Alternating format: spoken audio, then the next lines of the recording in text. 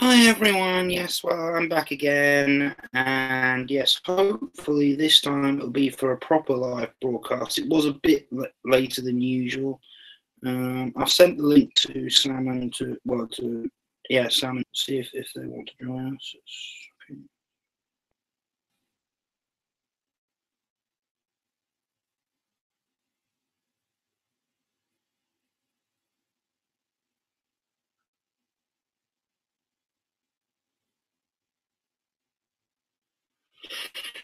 Just to see, I think it's gone through.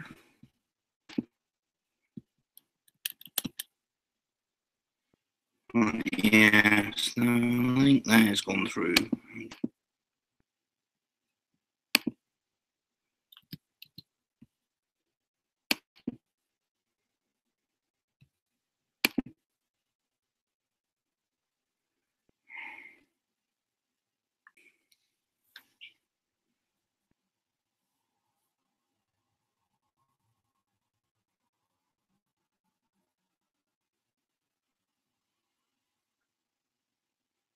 Yep, so yeah, I've not been up to much. Yeah, just money's a bit tight this week, so I've not really been up to much. But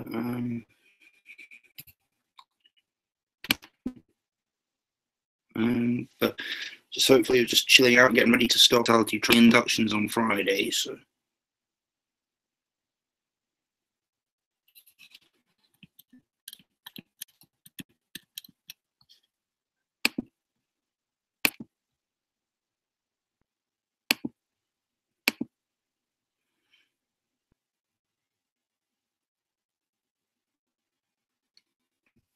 oh yeah, I think all right. So chill for a bit and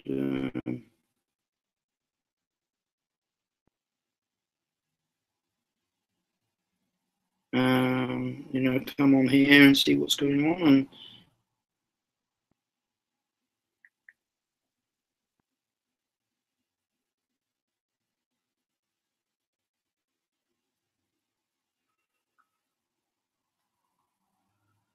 And so no, I haven't really bought anything. There's nothing new that I need. Got plenty of stuff to keep me occupied from birthdays. I'm still playing with stuff I got for Christmas. So yeah.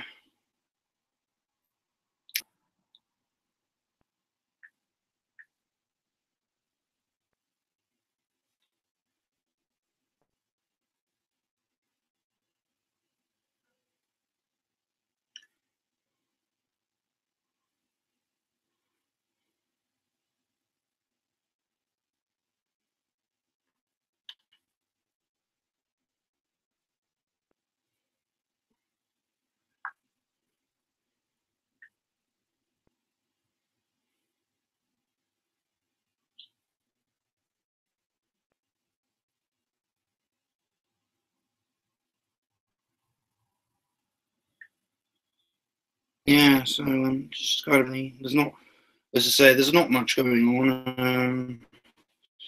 Trying to think, I haven't really been watching anything new. From what have I been trying?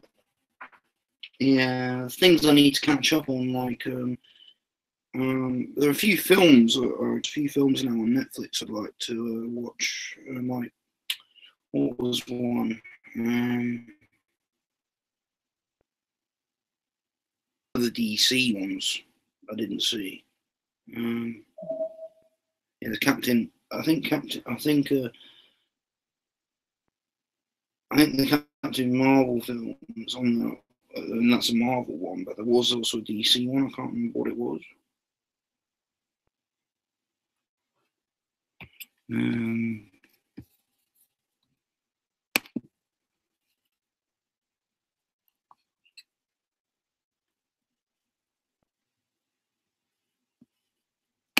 um,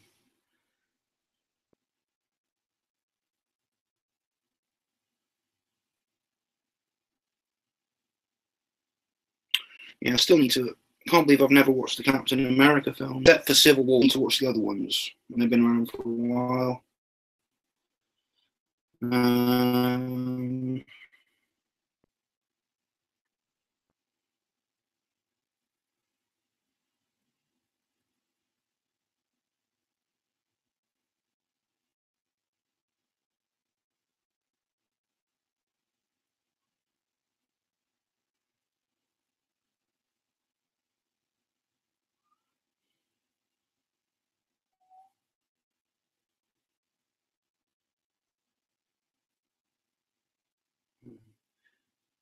Yeah.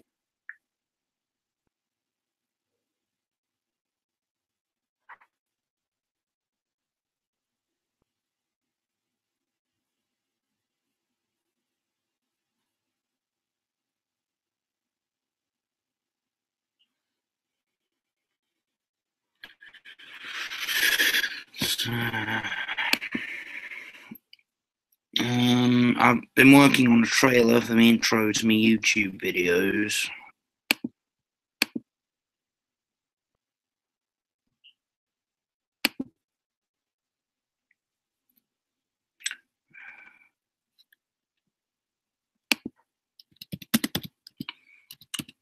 I tried to upload the first one with it. It was a Blu-ray review of Venom, but the upload just froze. I don't know why, but a bit of bad luck there.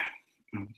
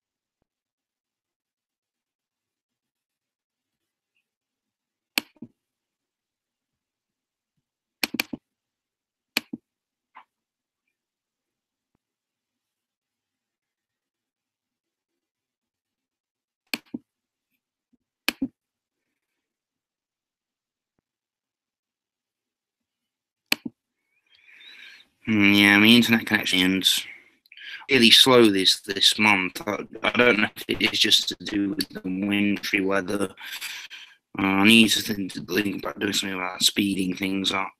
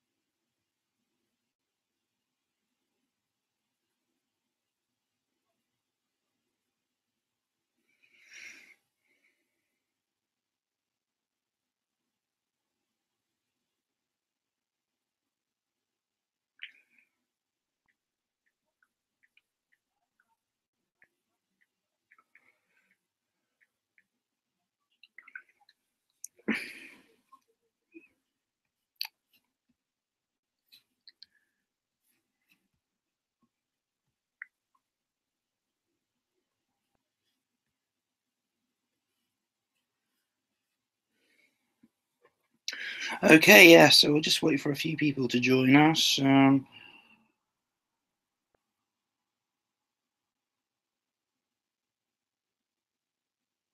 moment, yeah, don't know what. Just,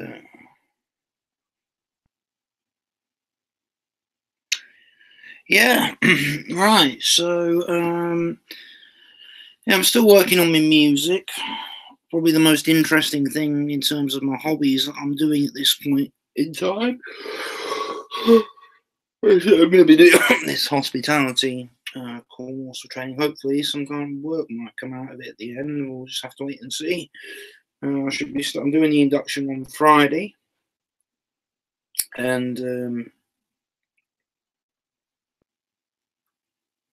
that's it really.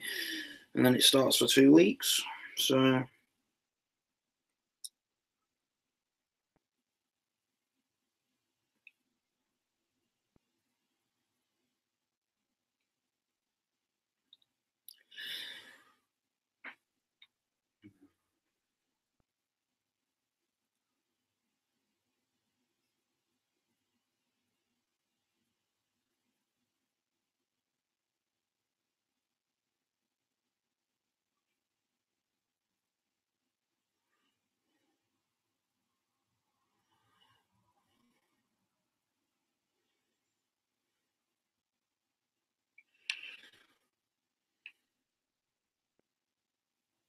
yeah. I'm trying to think. I've not really got. Really, I don't think I've got anything I can show you that I've not already either shown or spoke about. So it's a bit. Yeah. Just have to wait for things to get underway.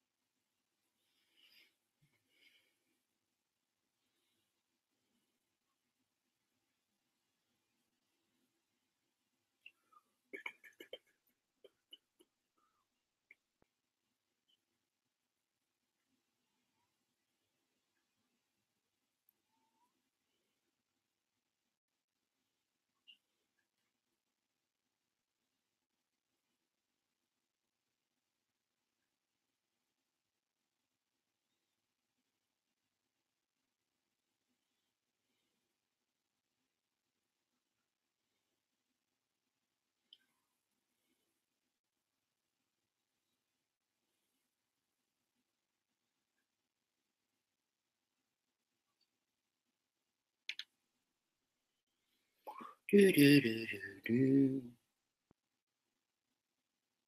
do.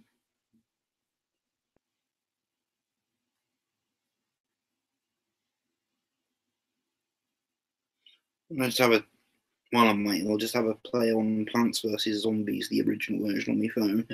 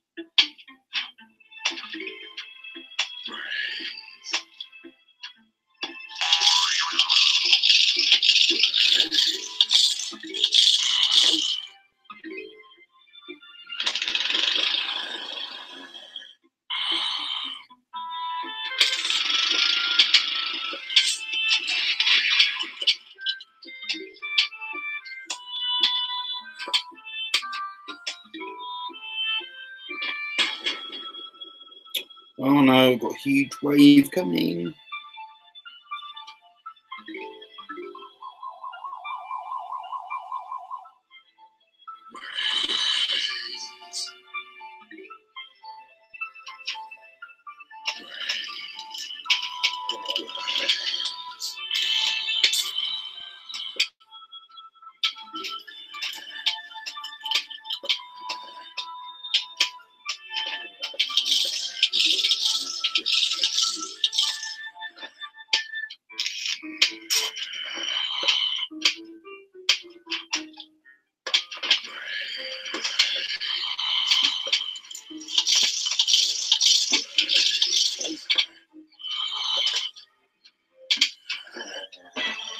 Oh dear, no.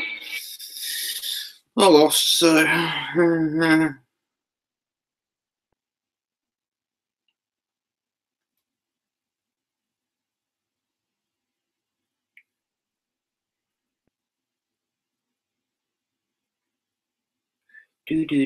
what we gonna do today?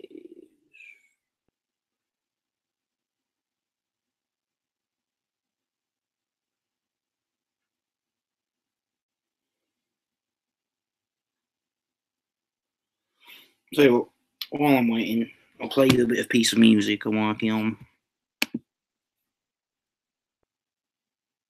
Mind you, it's not really finished yet. There's just a small bit. It's just the start of a new track, so I'll give you a play of that.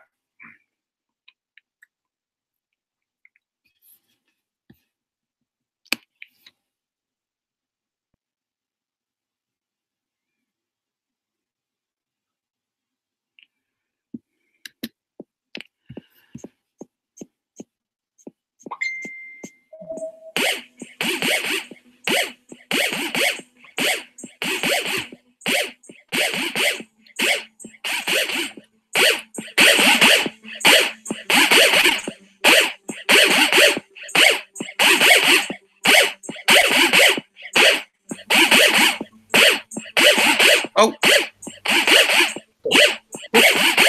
Hello. What was You that? alright? How are you? Not very welcoming. Oh. You got a cold or? I have no idea. There's a few people I know said that they've had it. It's like it feels like a cold, but there's no like snotty nose or anything. I just keep coughing. I've got a sore throat. I feel like shit. Okay. Yeah. At the moment, Knowlsy's just come back online. Sam's going to come on. He says at the moment he's got some technical issues. What is having to what they call it, do a virus scan on his PC from all that furry porn he downloaded.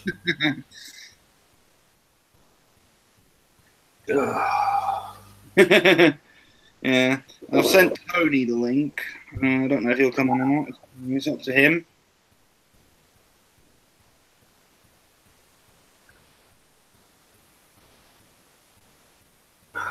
Sure, I've got something.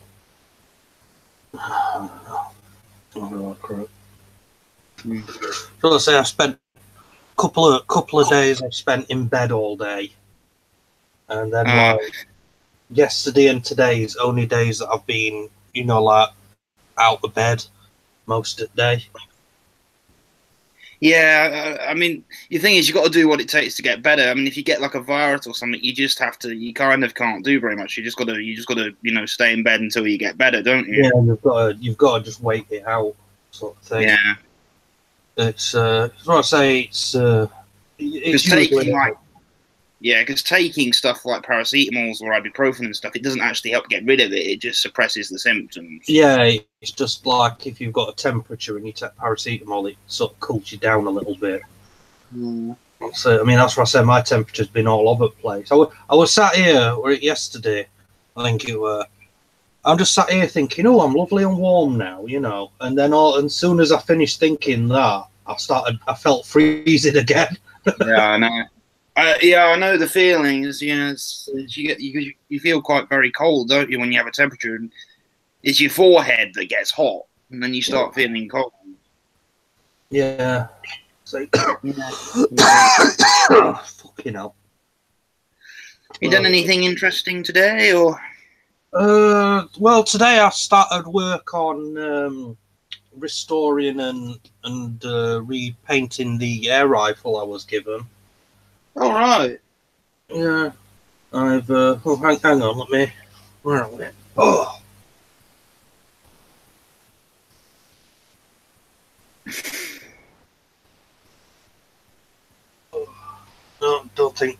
Don't know whether you'll be able to see it. Wow.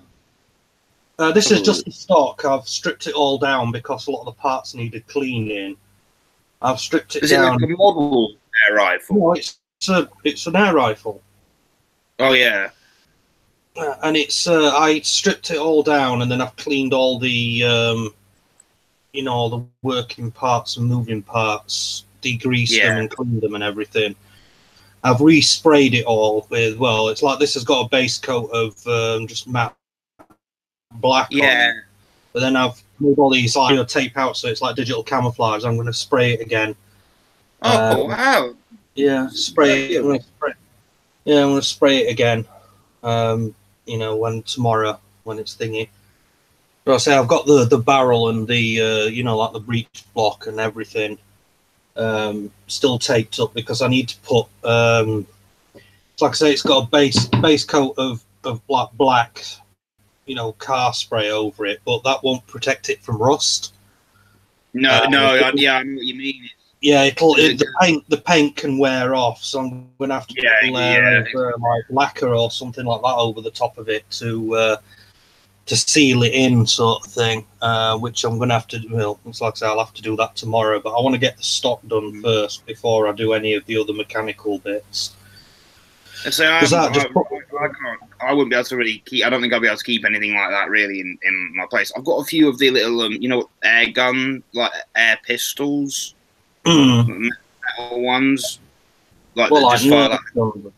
Yeah, but they kind of fire like little pellets. Like they're not. Oh, they're not airsoft. Yeah.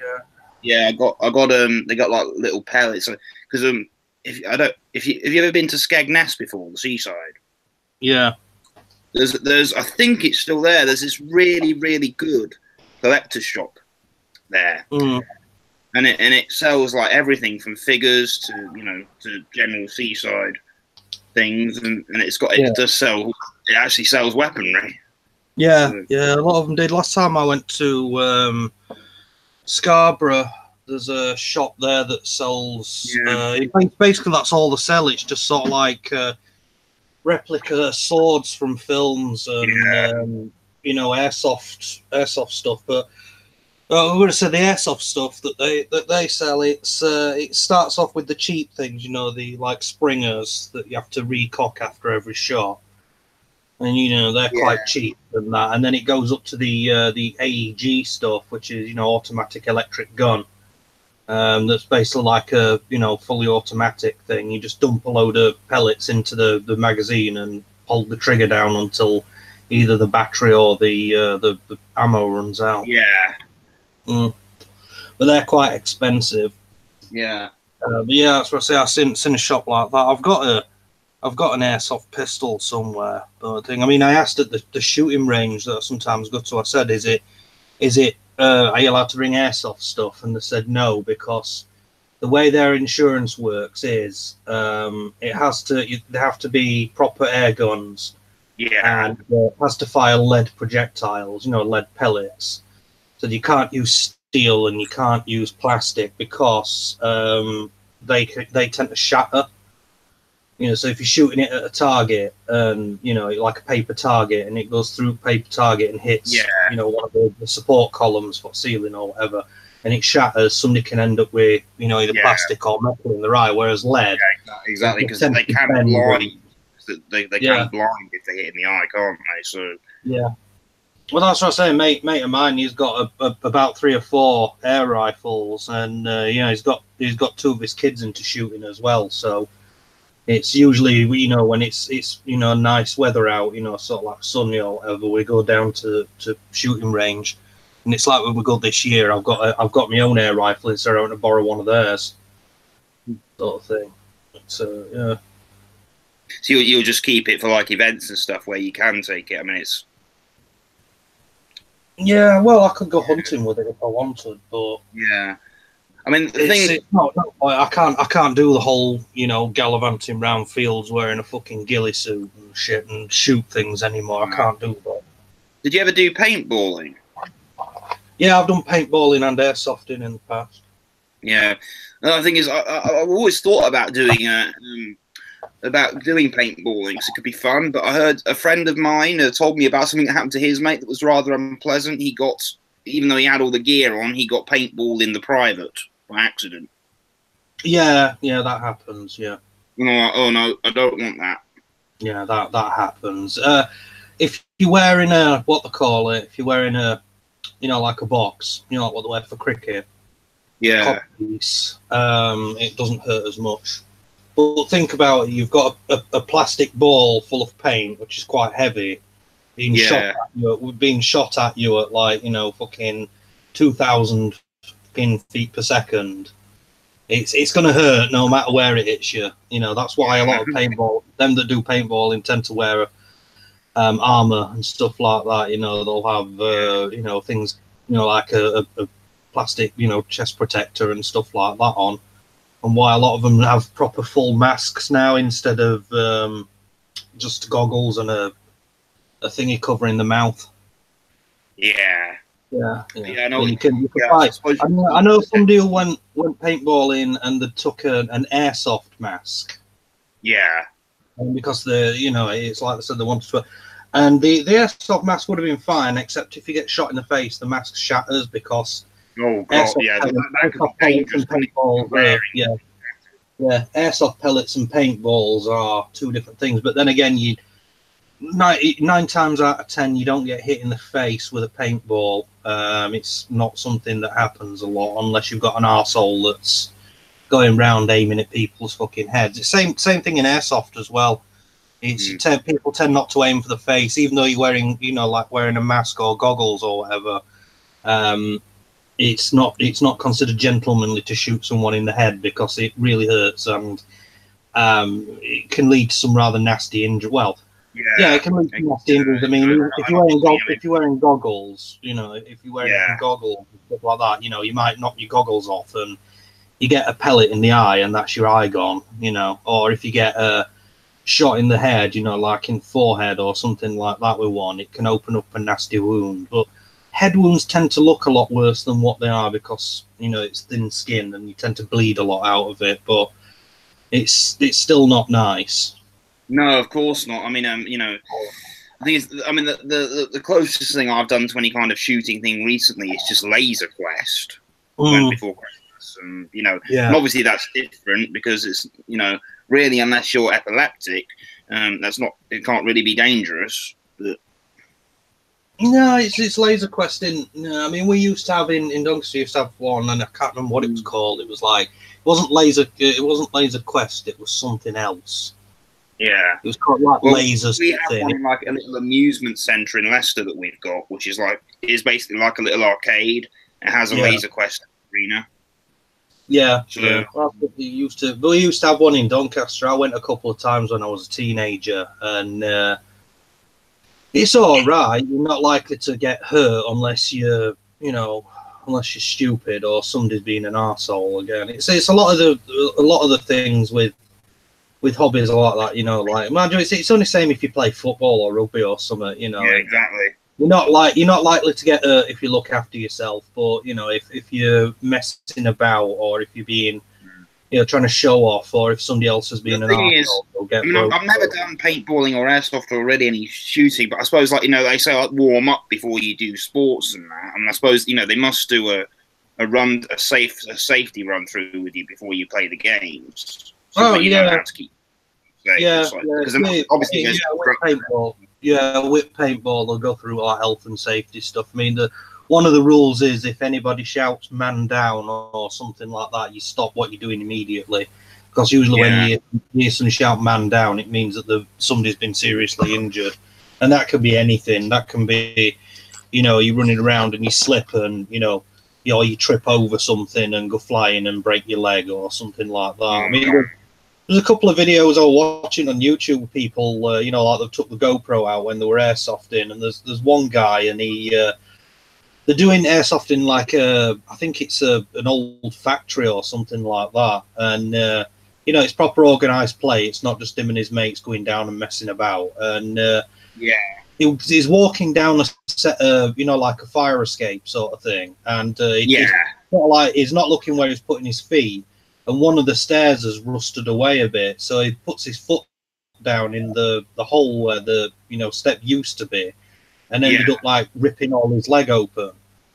And he's like there, and he put a video like it shows you, you know, like he shouts for help, and they send a Jeep out to pick him up and stuff, and then they patch him up and everything. And he says like in the video, he says, you know, he says, while this was happening, you know, you'd expect me to be like screaming or saying, you know, like, oh shit, my leg or whatever. And he's like, it's not for me saying like, you know, oh God, I'm 10 men sort of thing. It's just, it genuinely says I didn't feel any pain. No. Coming from it. It says the injury was that, you know, the injury was that bad. He didn't feel any pain from it. Yeah, it mean like he sort of instantly numbed him. Mm. Yeah. Yeah. Like I said there, it's you know, stuff like that happens, but it happens. Don't matter what you do. If you're doing any kind of physical sport or activity or whatever, you know, you get hurt if you're not careful, sort of thing. It's probably why synchronized chainsaw juggling didn't take off. Yeah, I know. I can imagine, you know, that not working very well. Yeah. It's like, and so how did you lose your hand? Well, I was juggling these chainsaws, and oh shit, it's happened again. Yeah, we had the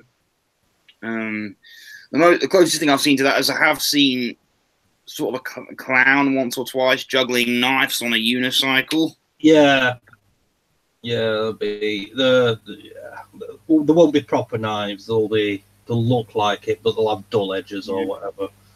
Yeah.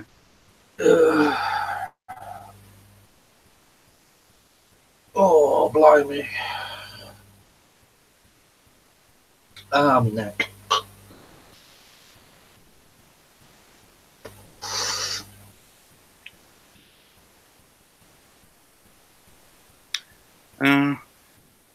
Yeah, Sam's still having difficulty. That's what you get for downloading loads of dodgy porn.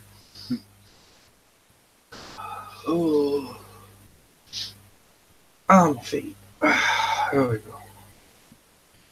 Yeah, I haven't done much these past couple of days other than that. Just thingy. Started work on another car, but I need all my faculties available to do that because of how small it is. Yeah. Like, working on an air rifle is one thing because there's not much to worry about, but you know, a small car, I mean, I have to start work. I don't know whether you'll see it very well, but it's a Mercedes G-Wagon. It's a Mercedes G-Wagon, but I've... oh, yeah, well, I've seen that. Yeah, have you done like a repaint of it and stuff?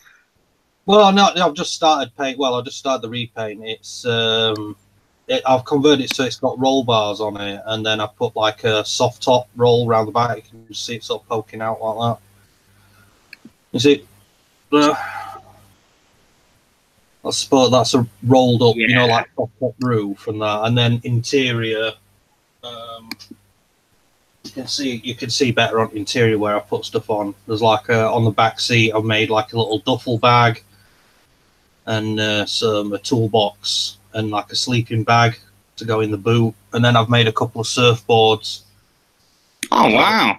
Yeah, so that when it's done, I can't see it dark. But when it's done, it'll be like a surfer wagon thing.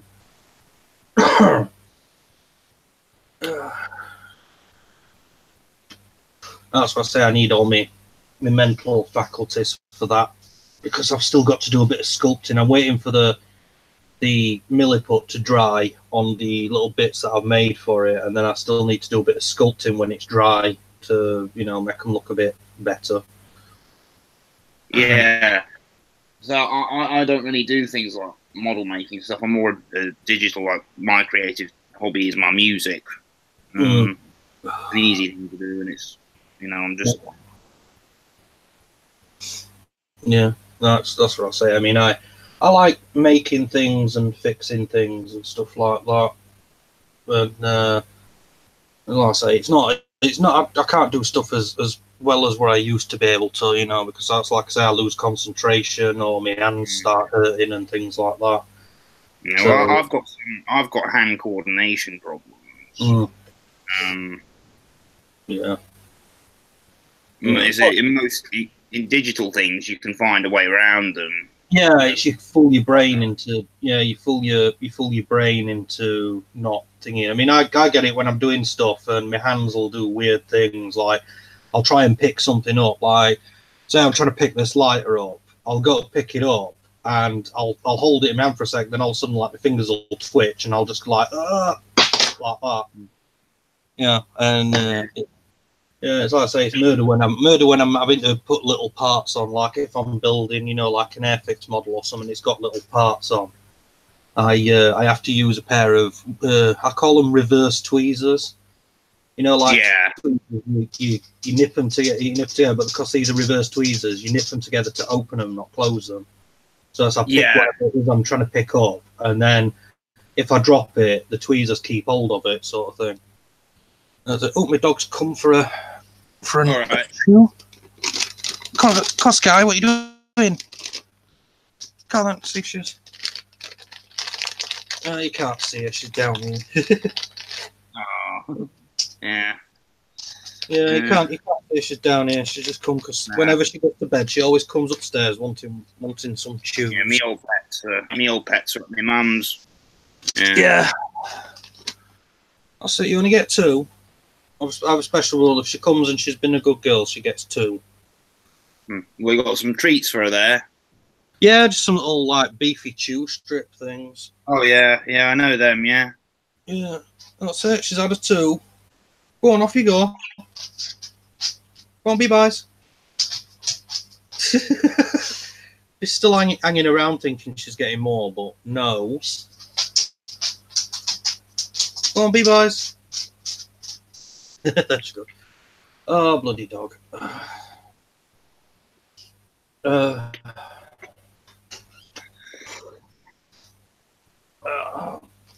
Yeah, that's what I say. My mum's friend got a kitten, and he's at that age now where, you know, he's got to go off and be neutered.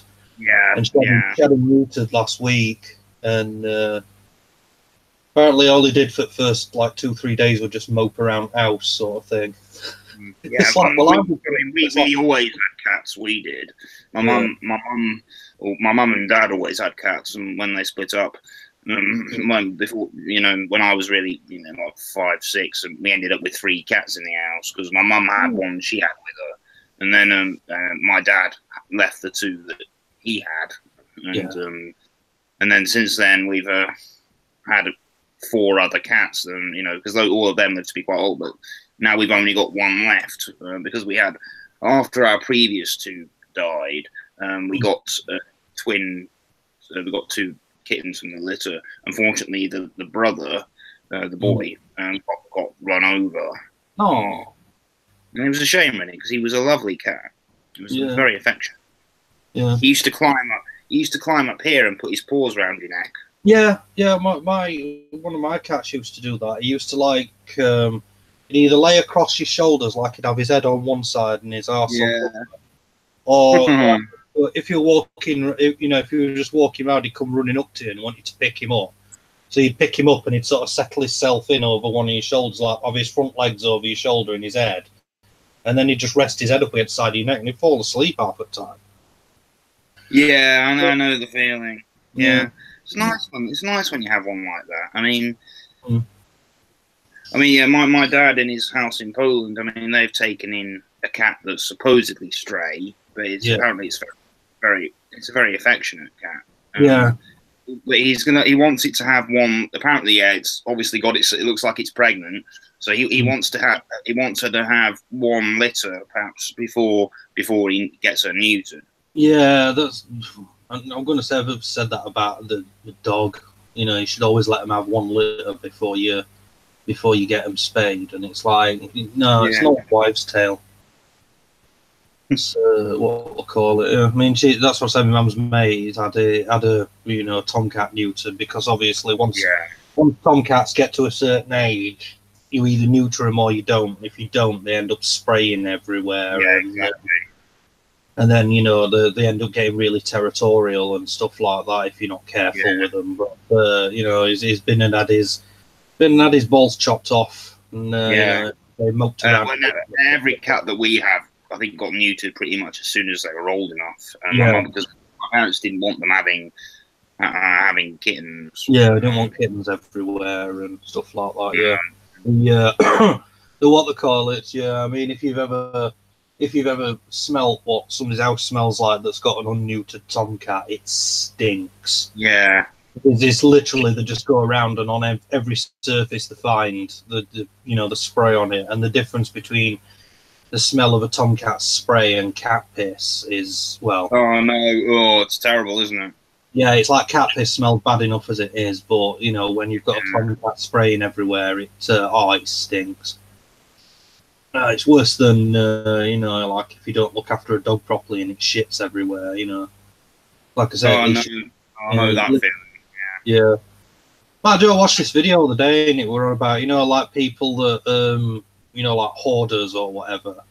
Yeah. And this particular program, I can't remember what it were, in America, and they said for the first time in the program's history they were going to refuse to do a house clean, because when they went in, they spent a few hours, looking around this house, and the woman whose house it weren't being particularly helpful with them.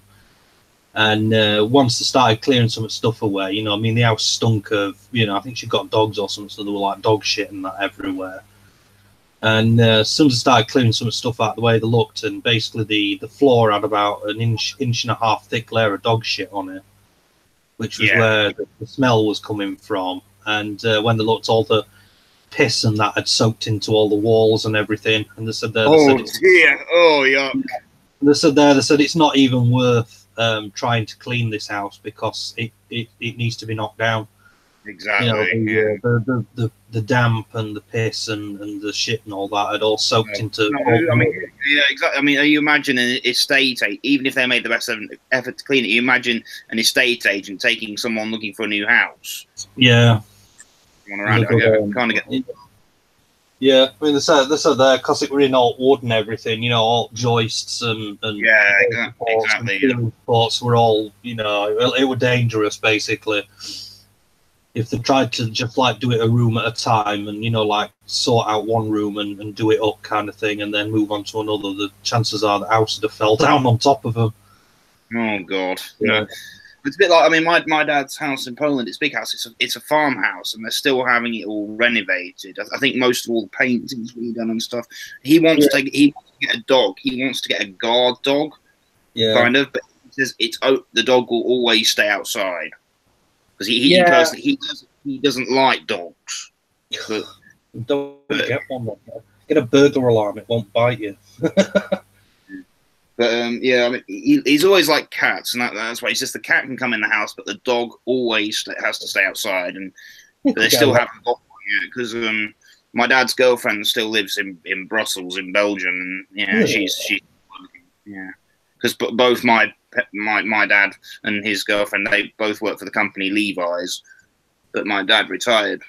Yeah, I'm gonna say that sounds like an interesting. It's like you live here in England, your dad lives in Poland, and his girlfriend lives in Belgium. Yeah. Interesting arrangements. I think. Well, my dad's girlfriend, she still goes out to America for work, to San Francisco, and he was going out there a good few times a year for a few years. I mean, I went with him for 2 weeks a few years ago. Yeah, great time. Yeah. Mind you, I had somebody on Facebook moaning about what the court said. Oh, after Brexit, it goes, oh, now you can travel anywhere within the EU. Nobody asks any questions. It's like, well, that's wrong with that. And it's like, but after Brexit, you won't be able to travel anywhere except in this country. And it's like, what? Are they like, banning aeroplanes? And are they going to collapse? No, I think the difference is you might just have to go through an actual immigration process. Yeah, that's it. It's literally, it's like, all you've got to do is just apply for a visa. And it's like 20 minutes of your life to fill in the form. I mean, most in my house, we're going to get Irish passports because we're entitled to Irish passports because my mum's mother is Irish. Yeah. So we're going to get one of those. So they should still officially be EU citizens. Well, there's no such thing as an EU citizen. This is the thing. They want there to be an EU citizenship. In the same way that the Soviet Union, didn't matter whereabouts you were born, you were classed as Soviet. This is one of the things what they say about the EU. It's the modelling themselves too much on the Soviet Union. Yeah. And that's one thing I get reasons why, you know, people wanting to leave, like people coming into, you know, our country, people like saying, and, you know, people's kind of feeling people are taking our jobs and, you know, the amount of money we have to pay to stay in. Yeah, it's for me, the main things on the when it came around to voting for Brexit was the amount of money we have to pay in, and we don't really get that much back. The what they call it, where it's more and more stuff is being introduced by the EU that we, you know, our MEPs or whatever said no, but we've now got to do it anyway because we got outvoted in the EU. You know, the we want control of our borders thing, because we do need to have control of them. Every country should have control of their borders. And, you know, they were the main things for me. That whole EU army thing was a bit scary as well.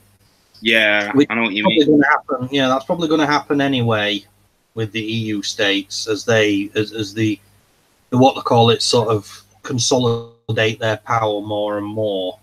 That's not going to be a good thing, because then the EU basically gets the power to use military force in order to make countries do what they want. Yes. Yeah. No, it's like with yeah. I mean, yeah, me and my family, we all voted to stay in, but you know, I'm not one of those people. I'm not going to be asked to people who didn't vote for what I wanted, but that's what a lot of people are doing. They're all. Oh yeah, that's what they're doing. Right. It's right. So we had the vote. It was a fair vote. Leave won. What's your problem? I mean, somebody actually said to that on fucking question time of the week. Fucking Diane Abbott were doing a thing again where her mouth was moving and some shit was coming out of it, like she does every time she goes on question time. And somebody said there, says, so Diane, if we have another general election and Labour don't get in, are we just going to keep voting until Labour gets in? And she's like, you know, giggles and tries to laugh it off. It's like, well, no, that's what you actually fucking want. Yeah, be one of them where it's like, oh, we want people's vote for what? To see whether we leave the EU. We've already had it. You know, we already had that. I know years ago. I know that Corbyn and Labour team, I mean, they're trying to get a second referendum, but I doubt it's going to happen now.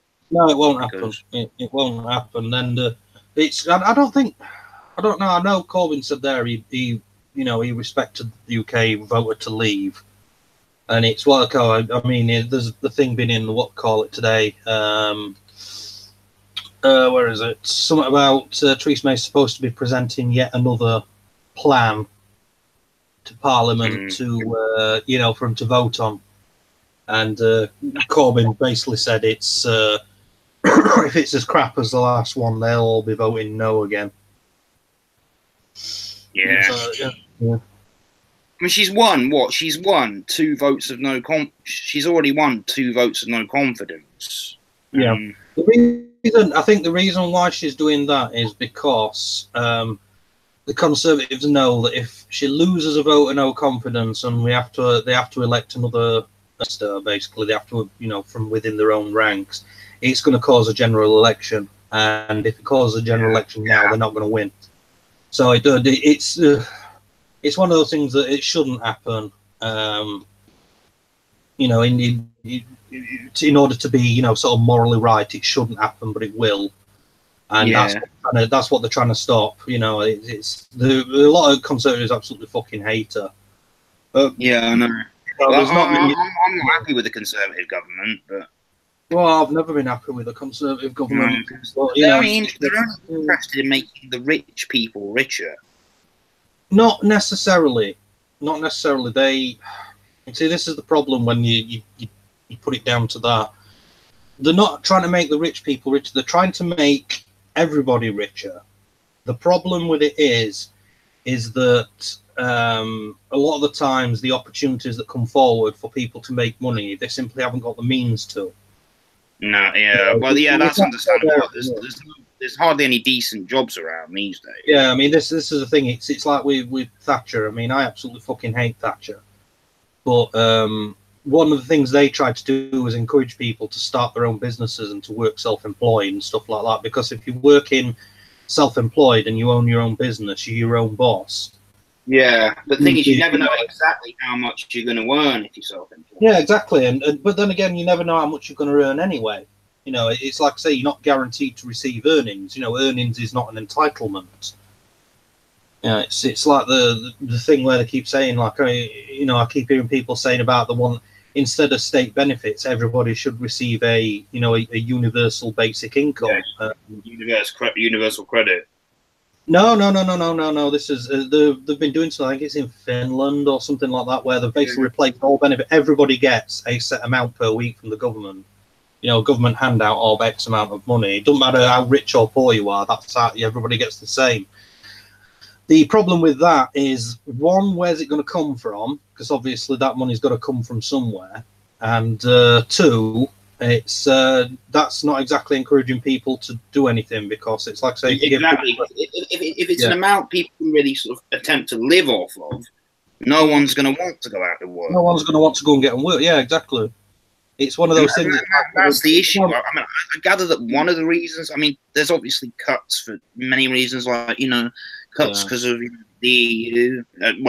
cuts because of the whole, you know, the whole credit crunch thing that, you know, that went on 10 years ago. And there's, you know, the thing is, a lot of people who could actually go out to work are just living off their benefits. Yeah, I mean, that's it. A lot of jobs got wiped off with credit crunch, and then, you know, they had that recession, and you always lose jobs in recession, and, you know, it's something that happened. It's something that just happens. It's happened before. It'll happen again.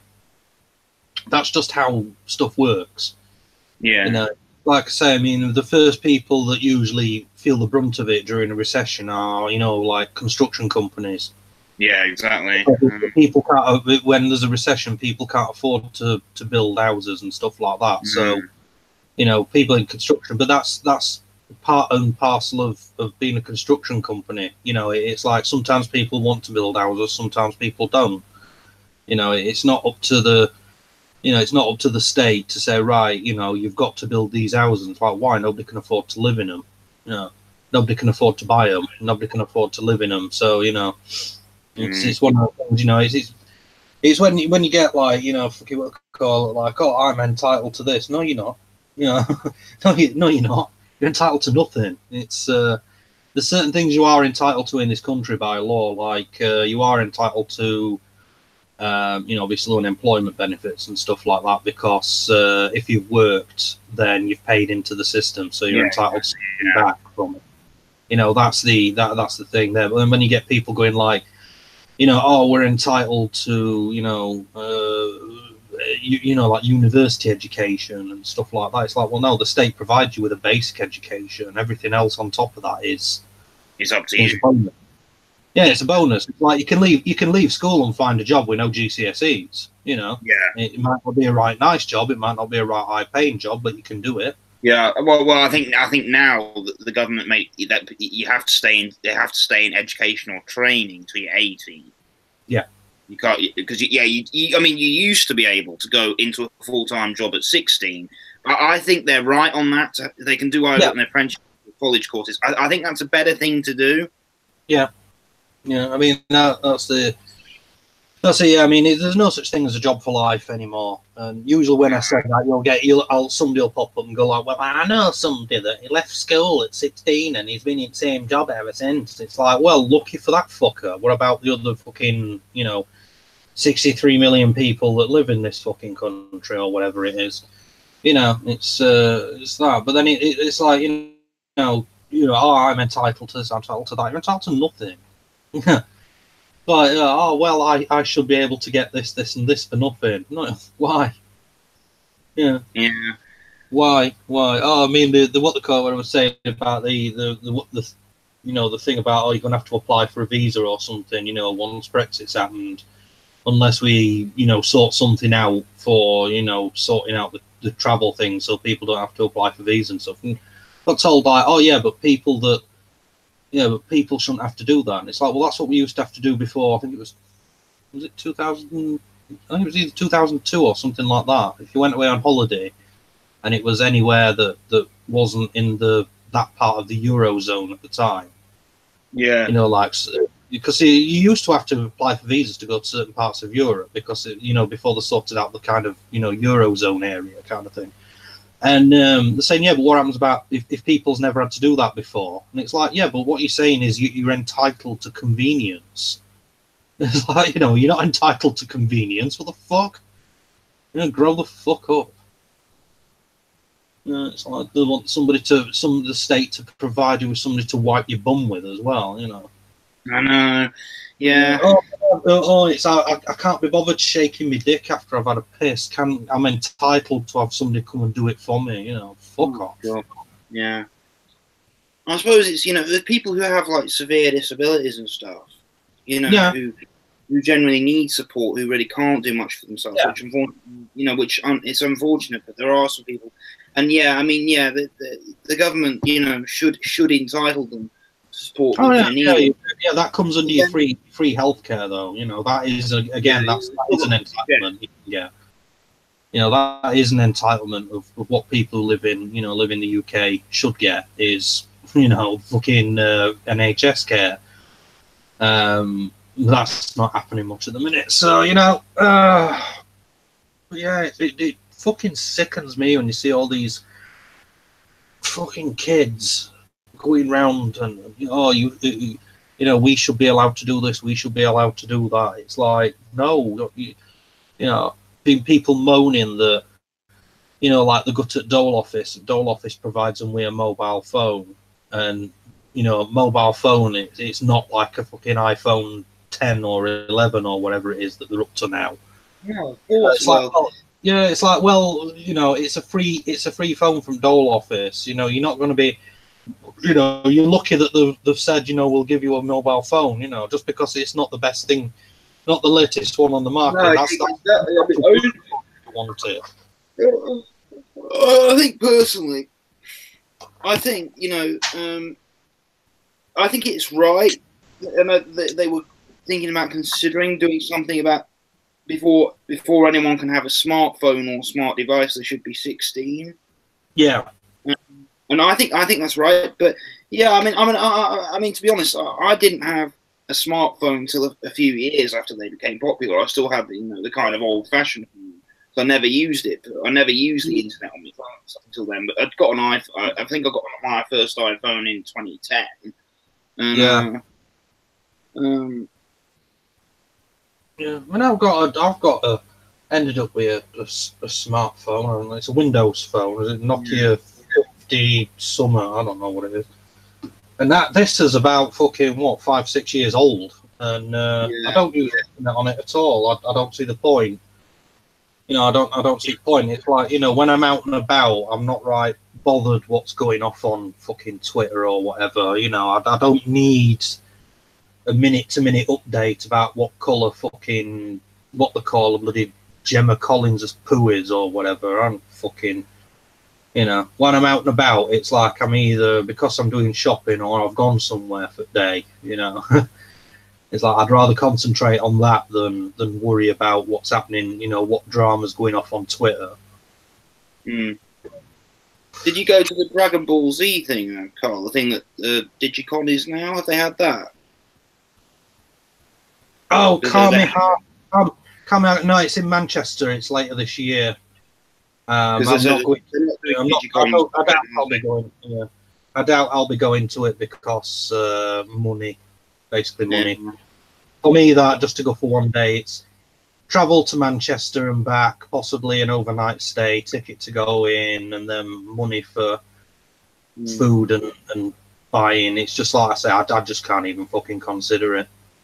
No, I mean, I got invited places, and it's like I say, I keep having to turn things down. You know, when people invite me to go places, I keep having to turn down because I just can't afford it. No, I mean, as I say, the big thing I've saved up for, obviously, I'm saving up for is TFN, and I know I make sure I've got enough for that. I've got, you know, I get the hotel. I get the hotel from my dad and his girlfriend usually as a Christmas present. So I usually save up for spending money and yeah. No, that's what I say. I don't particularly I don't particularly do any convention things anymore. It's usually too expensive for me. I mean, since I lost, well, since they took my disability living allowance off me, it's like I say, I ain't got much fucking money anymore, sort of thing. Did they get taken off you? It got taken off you. Yeah, it's like what it was is I was getting DLA. Hit, Yeah. not DLA, hit. I was getting that at the basic level because I've been given a sick note, so I'm getting the what they call it, the employment support allowance, and then I can get PIP on top of that. And I was getting that because I've been given a what they call it to say that I was, basically not fit for work. And then when I went and I got it first time when I applied for it, I got it, and I was fine with it. And then after about a year, when my condition started getting worse, and I wasn't getting the mobility component for PIP, and I just rung them up and asked them. I said, well, I have trouble with mobility. I said, so, should I not be able to get the mobility component as well? And they said, yeah, if you have trouble with mobility. So I went, all right. And the next thing I got a letter from them saying, come for a review. And I went to this place to get a review. And, I just sat there and they just answered the questions. And then, I finished and went. The woman kept trying to perform examinations on me, and I just said, well, I'm not going to allow you to perform an examination because, there's no examinations on the thing. You shouldn't be doing examinations. It's just a question and answer session. Plus, you're not qualified to do an examination. She was a fucking midwife. Yeah.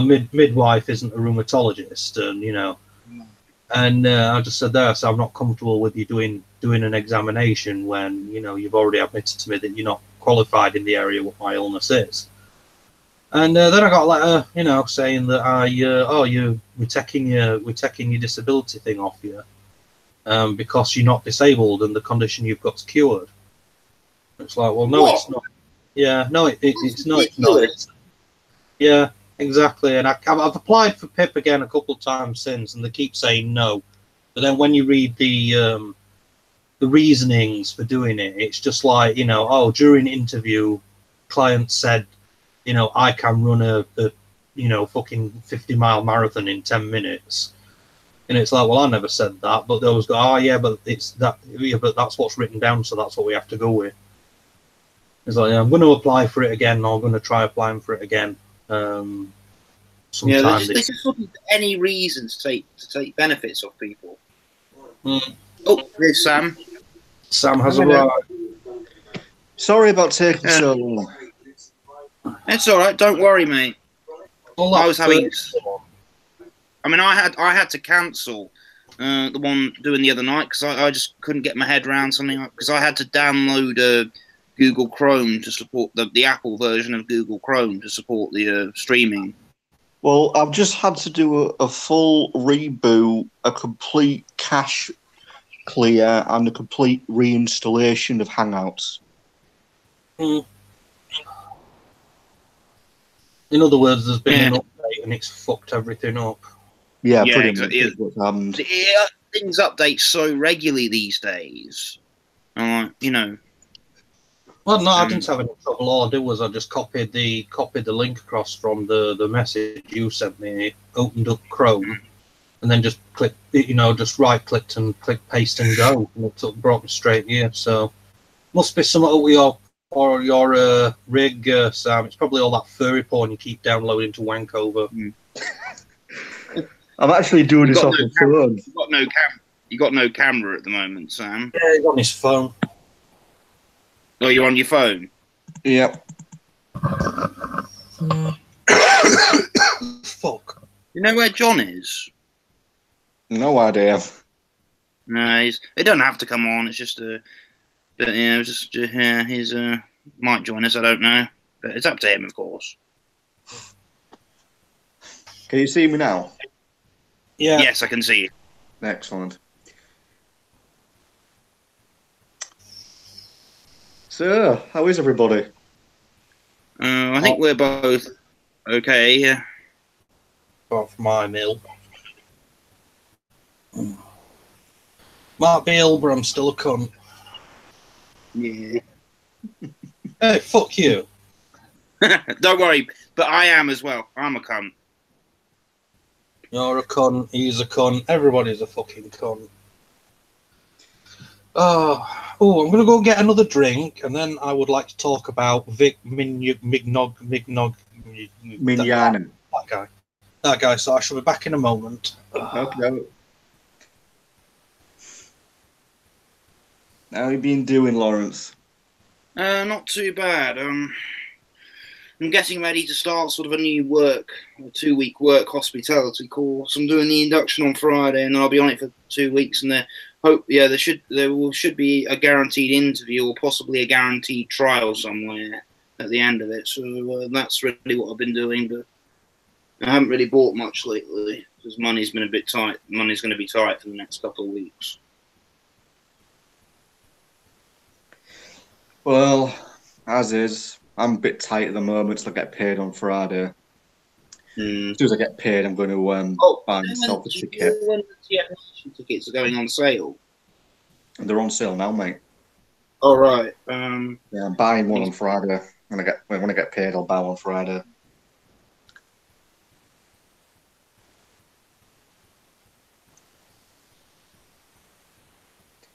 Give me a shout when you can, Lawrence, about how much I owe you on the hotel room split. Okay, yeah. I'm just going to send my dad a message so that he knows. I'm not alone, by the way. What? Not alone? Yeah. I'm going to say having a bloke sex doll don't count.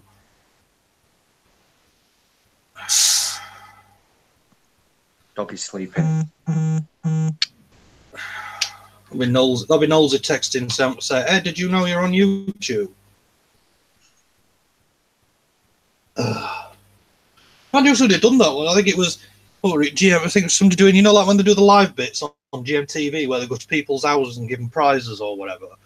And somebody done that once, what they call it, the door, and the woman comes out and she's like, and then all of a sudden phone starts ringing. She goes, hang on a minute. And she's like, yeah, I know, I'll see you. And she's like, that's my sister ringing me to tell me that I'm on telly. It's like, yeah, because it's live, you knobhead. So anyways, Anime Gate. Yeah, do you by any chance know anything that we may not know, Cal? Well, first off, I'll go and say that I am #Vic did nothing wrong. Yeah.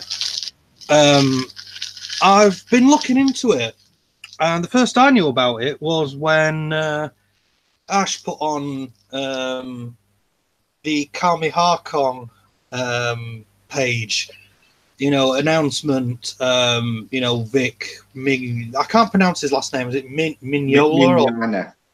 Yeah, that guy. So we'll no longer be attending any Kamiha functions. And I thought, oh, I wonder why. Didn't think of a note. And then it was while I was watching another stream, somebody else mentioned it, and they said he's basically been #MeToo'd. Yeah, pretty much. And I was like, what? And I looked into it, and it's all a load of crap.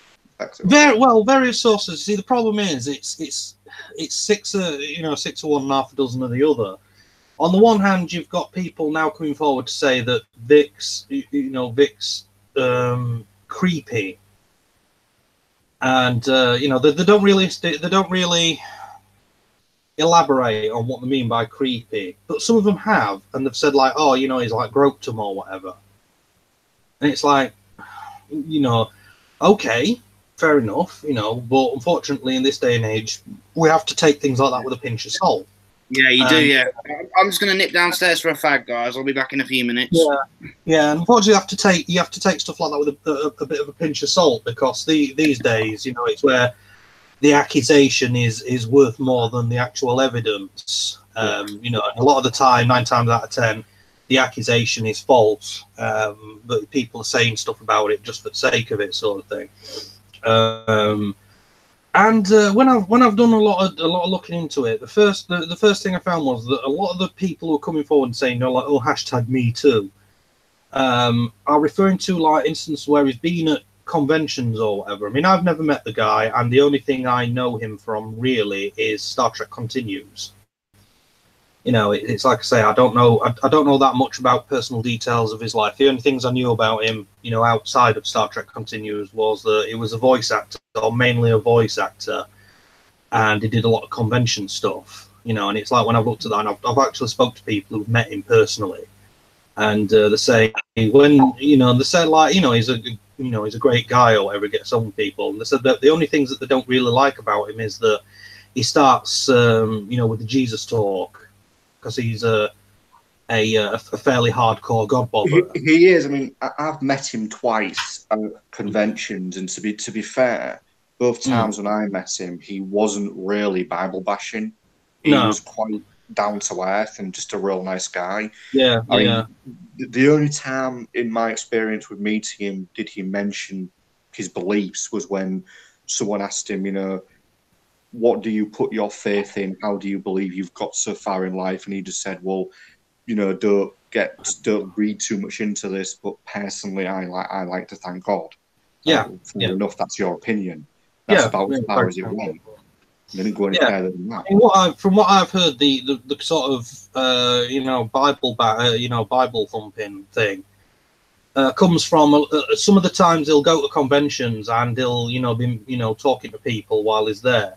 And you get some people, like they'll also be Bible believers as well. So, when there's a group of them, it's like, hey, does anybody want to do, like a group prayer thing? And they'll be like, yeah, sort of thing. And it's like, that's what they do, it's things like that. And then you get people that, aren't Bible believers, like, oh, he's really creepy because, like, he texts people off in groups and they do, like, prayer sessions. It's like, well, that's not creepy if you're in that kind of community. Sort of thing, if you go to church and stuff like that, and especially American style church where they're quite big on stuff like that, not so much here, where C of E, where with C of E you do your worshipping in church, you don't stand around in groups doing it, unless like evangelists or something like that, they like to do that a lot.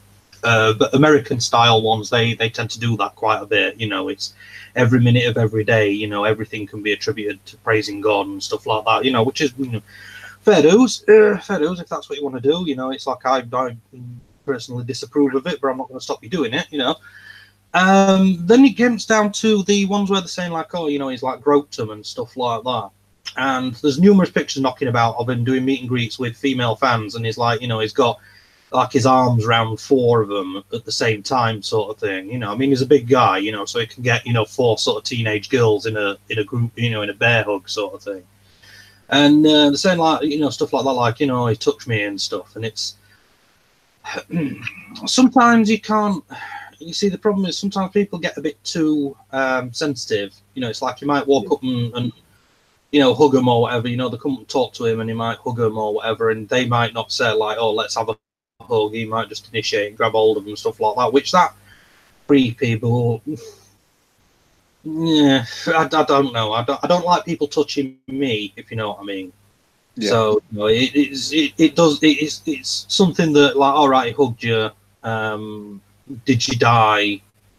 What was the death toll? Let's get on with your life. But then you got, and the weird thing is when they're saying like, oh, people touched it, like he's touched me inappropriately, sort of things. Like basically we're talking about, like grabbing bums and grabbing by the pussy and stuff like that. There has been no evidence whatsoever that's come to light that says he's ever done anything like that. The only things that there have been is people saying, can you Photoshop, pictures from, like, where you do the, have a photo taken with them at meet and greets. Who've said, can people Photoshop it to make it look like he's touching my arse or whatever? Stuff like that has come to light. Yeah, I've heard about that. The interesting thing is... There's been... Yeah, I mean, I've spoken to quite a few people who said there that I've witnessed firsthand him being a right creeper. And it's like, when you say a right creeper, what do you mean? Does he like, go to conventions and get his dick out, or does he say, hey, baby, do you want to see my fucking chopper or whatever? I mean, some of the stuff that's been knocking around Twitter is just ridiculous. I mean, I had a bit of an argument with somebody a few days ago about the whole Kit Vic thing, and this person was basically rambling on Twitter, stating all sorts of stuff, and at one point even stated they had video evidence. And after asking them, well, where's your video evidence then? Can you please provide it? They basically went quiet and refused to answer after that. Yeah, the old I've got evidence. It's like, well, show us what you've got then. And all of a sudden the evidence sort of like dries up and sort of disappears. And this is the thing. It's if people have got evidence of him doing stuff like that, because obviously, you know, it is illegal. You know, it is illegal, especially like touching minors, especially, you know, grabbing minors and stuff, or even touching, you know, like grabbing, you know, adult women's, you know, bits and pieces and whatever. That is illegal. But when no evidence of it happening actually exists or has been brought to light, you know, it's just your word against theirs. And you know, it's like people that, oh, well, you know, they've got no reason to make it up. And it's like, well, of course they've got reasons to make it up. You know, they can be doing it for attention. They can be doing it, you know, they can be doing it because they've got something against him, you know, and all stuff like that. And you know, things like that have to be taken into account. You know, it's if you're saying that people don't do things out of malice, you know, just pure malice, then you know, you've got to go. You know, it's a pretty big thing to prove that people don't do things out of malice. And I think in this particular case, it's until he's been up before a judge and had you know, and basically had a guilty verdict rendered against him, then it's not really something that should affect it. I mean, in a way, I can understand, you know, like Funimation and Rooster Teeth and stuff getting rid of him because of you know, the negative publicity it might attract. You know, I mean, at the time, like when John Leslie was what they call it, accused of rape or something. Yeah, it was rape. Yeah. And he was a presenter on This Morning, and they basically, you know, like, don't come into work. You know, don't come into work, John, until you get this sorted out. And when it eventually sorted out, and it was, you know, and it was found not guilty, by then the damage had been done. You know, it's like people say, yeah, well, found him not guilty, but I know he did it, sort of thing. So they couldn't have him back. Same thing happened with was it Matthew Kelly? Matthew Kelly got accused of being a paedophile, found not guilty. You don't see him on telly anymore. Him that were in Coronation Street, him that were in Coronation Street as well suddenly disappeared. Yeah, because he'd been accused of being I can't remember, a pedo or a rapist or whatever. There's been quite a few things like that in the last few years. About 2 years ago, there was a case where a young like a guy in his 20s basically got accused of rape. He had his name dragged through the papers. He lost his job. It just went awful. But halfway through the investigation, it got revealed that the woman in question was lying. Yeah. And it was true, as he said, they'd never met, he didn't even know her. Yeah. But for some unknown reason, despite the fact this woman was lying about rape and wasting police time and falsifying evidence and all that stuff, her identity was still kept secret, even though the completely innocent party had his name dragged through the papers for 6 weeks. Yep. There was also, remember, the guy that was basically on course for going to prison for being a rapist, and as it turned out, the police had withheld evidence proving that it wasn't. Oh yeah, I heard about that one. Remember that one? Yeah, it was what was it? There was a series of text messages which proved that on the night when the woman had sex with him, it was completely consensual, because she texted him basically saying she was gagging for his cock. Yeah, and he basically, like, you know, he basically said, like, I'm not right into it at the minute or whatever, blah blah blah, and then he'd, you know, like, then basically gone like, you know, oh well, fuck it, I might as well.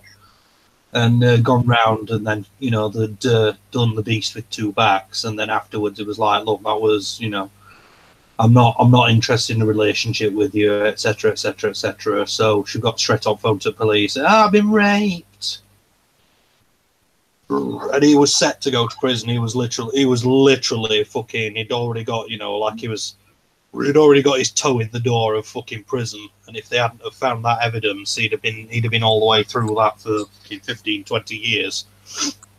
Yeah. With celebrities, when they get accused of these things, it's obviously because they're in the public eye. It builds, you know, and a lot of times. I mean, there have been plenty of times when celebrities have been found guilty of, you know, doing these things like sexual assaults or, you know, things like that. But you know, it causes serious trouble for them, whether or not they are found guilty. Because well, look at fucking Barrymore. John Barrymore. Michael Barrymore. Michael Barrymore, yes, I know. Yeah, well, it ruined his career, didn't it? Yeah, it did. Yeah, I mean, all that started off was, what was it? Somebody died. He was having a party at his house, and somebody died at his house. And he was accused. He was accused of murder. Yeah, and I can remember that case, and I can remember it being all fucked up. You know, oh yeah, Michael Barrymore's gay. Well, what does that matter? Oh well, he was like handing out cocaine and stuff like that. Well, so what? A lot of people take drugs at parties. You know, in order for Michael Barrymore to be a murderer, you've got to prove that, you know, he pushed that man into the swimming pool. And they found the bloke's body in the pool, didn't they? Yeah, it was. Yeah, the guy had. The guy probably just had an overdose or got drunk or something and fell in and drowned. Yeah, he fell in the pool and drowned. Yeah, and that was basically it. You know, there was nothing else. Well, look at the thing with was it with Jimmy Savile? It's like God. It's you know, it's like there's no doubt that Jim Savile were a pervert, you know, or a bit of a pervert or whatever. But then when you get the stuff coming out like, oh, he used to go down to morgue and have sex with dead bodies and oh Jesus, no, yeah, that made me sick. Yeah, like he used to go down and have sex with dead bodies, or he used to it weren't only girls that were into it. He used to, like, you know, sticking his thumb up little boys and playing with the dicks and stuff. It's like, yeah, that didn't happen. You know, and a lot of that was sniffing for money. You could tell because they went like, "Oh, there's all this money available now from his." Yeah, then there was something like 500 allegations in less than a week of his death. Yeah, something along them lines. Yeah, and then they'll say like, "Oh, yeah, but you know, people have got a right to come forward with their allegations," and it's like, well, yeah, they have. It's just that when the allegations they're making aren't true and are just motivated by, you know, trying to get some money. It's for that they should be doing jail time, you know. Yeah, they should. Yeah, I mean, it's like that where you got like fucking Esther Ranson and stuff saying, "Oh, we knew he was doing stuff." It's like, well, you know, all they have to do is pick up the phone and make an anonymous tip off. It's like, yeah, but the BBC protected him. It's like, trust me, if the fucking police knew then what they know now, you know, if people had said about it, he wouldn't have been fucking protected by BBC. They'll have tried to. You know, and stuff like that. It's but a lot of the stuff. I mean, I'm surprised that they didn't go after fucking Jeremy Beadle and all that, because they did with everybody else. You know, I mean, I actually met him when I was a kid. Jeremy Beadle. Did he use his little hand to put his finger up your butt? No. Actually, he what he was doing was he was doing the auction at a school fete. One of my school fetes had him. Yeah, I remember. I mean, it's like I say, I'm surprised that people didn't go after Beadle. I mean, they've gone after Savile and they've gone after Matthew Kelly. You know, and who else was there? Freddie Starr, who turned out was completely innocent. Yeah, there was Will Roach from Coronation Street. You know, Ken Barlow. And there was Kevin Webster's actor. Yeah, him that was thingy, yeah. All turned out to be completely fucking innocent. And wasn't no accusations made against Gary Glitter? Yeah, there were some allegations made against Gary Glitter, funnily enough. You don't hear from him now, do you? No, you don't hear from him now. Because, considering he confessed to being a paedophile. I didn't hear about that. What, you didn't hear that Gary Glitter were a paedophile? No, that's the first I've heard of that. I did not know that. We're all over papers about fucking 10 years ago. Yeah. Started off, he took his computer into, was it fucking PC World or something, to get it fixed. Oh yes, yes. Yeah, and while they were fixing it, somebody decided to have a look on his hard disk, which legally they're not allowed to do, but they did anyway, and found loads of kiddie porn on it. So yeah, I remember now. The contacted police and grabbed him. He admitted that he'd been diddling kiddies for years. So he went to prison. He went to prison here. I think it was. He went to prison here. Did time in prison here. Then when he came out of prison, he moved to I don't know, Vietnam or Cambodia or something like that, and got caught diddling kiddies there. So he did prison time there. Then he moved somewhere else in the Far East and got caught diddling kiddies there as well. So I think he's back in this country at the minute. I think he's a sick man. He's a sick fucker. Yeah. He's one of them that, it's like say all paedophiles should burn anyway. So they should, yeah. Yeah, I agree. Why are taxpayers paying, prisons and stuff to, basically take care of them? Yeah, exactly. Here's another question. That's what you're talking about, Lawrence. I think it's worth mentioning here. Why is it that prisoners get free TV while patients in hospital have to pay for TV? Yeah, I don't get that either. It's like I say, I don't. Day, yeah, it's free TV in their cell as well, not free TV like it used to be, where there'd be a TV bolted to the wall in common area, and if you want to watch telly, you had to go and sit in common area and watch it. But again, I think that's more down to if you're watching, say Coronation Street and football's on the other side, and somebody else decides they want to watch football and you've said no, then that might start a fight. That's not really a really good reason for doing it, because then it's like, if there's an argument, then it's like, right, we'll switch telly off then. Yeah.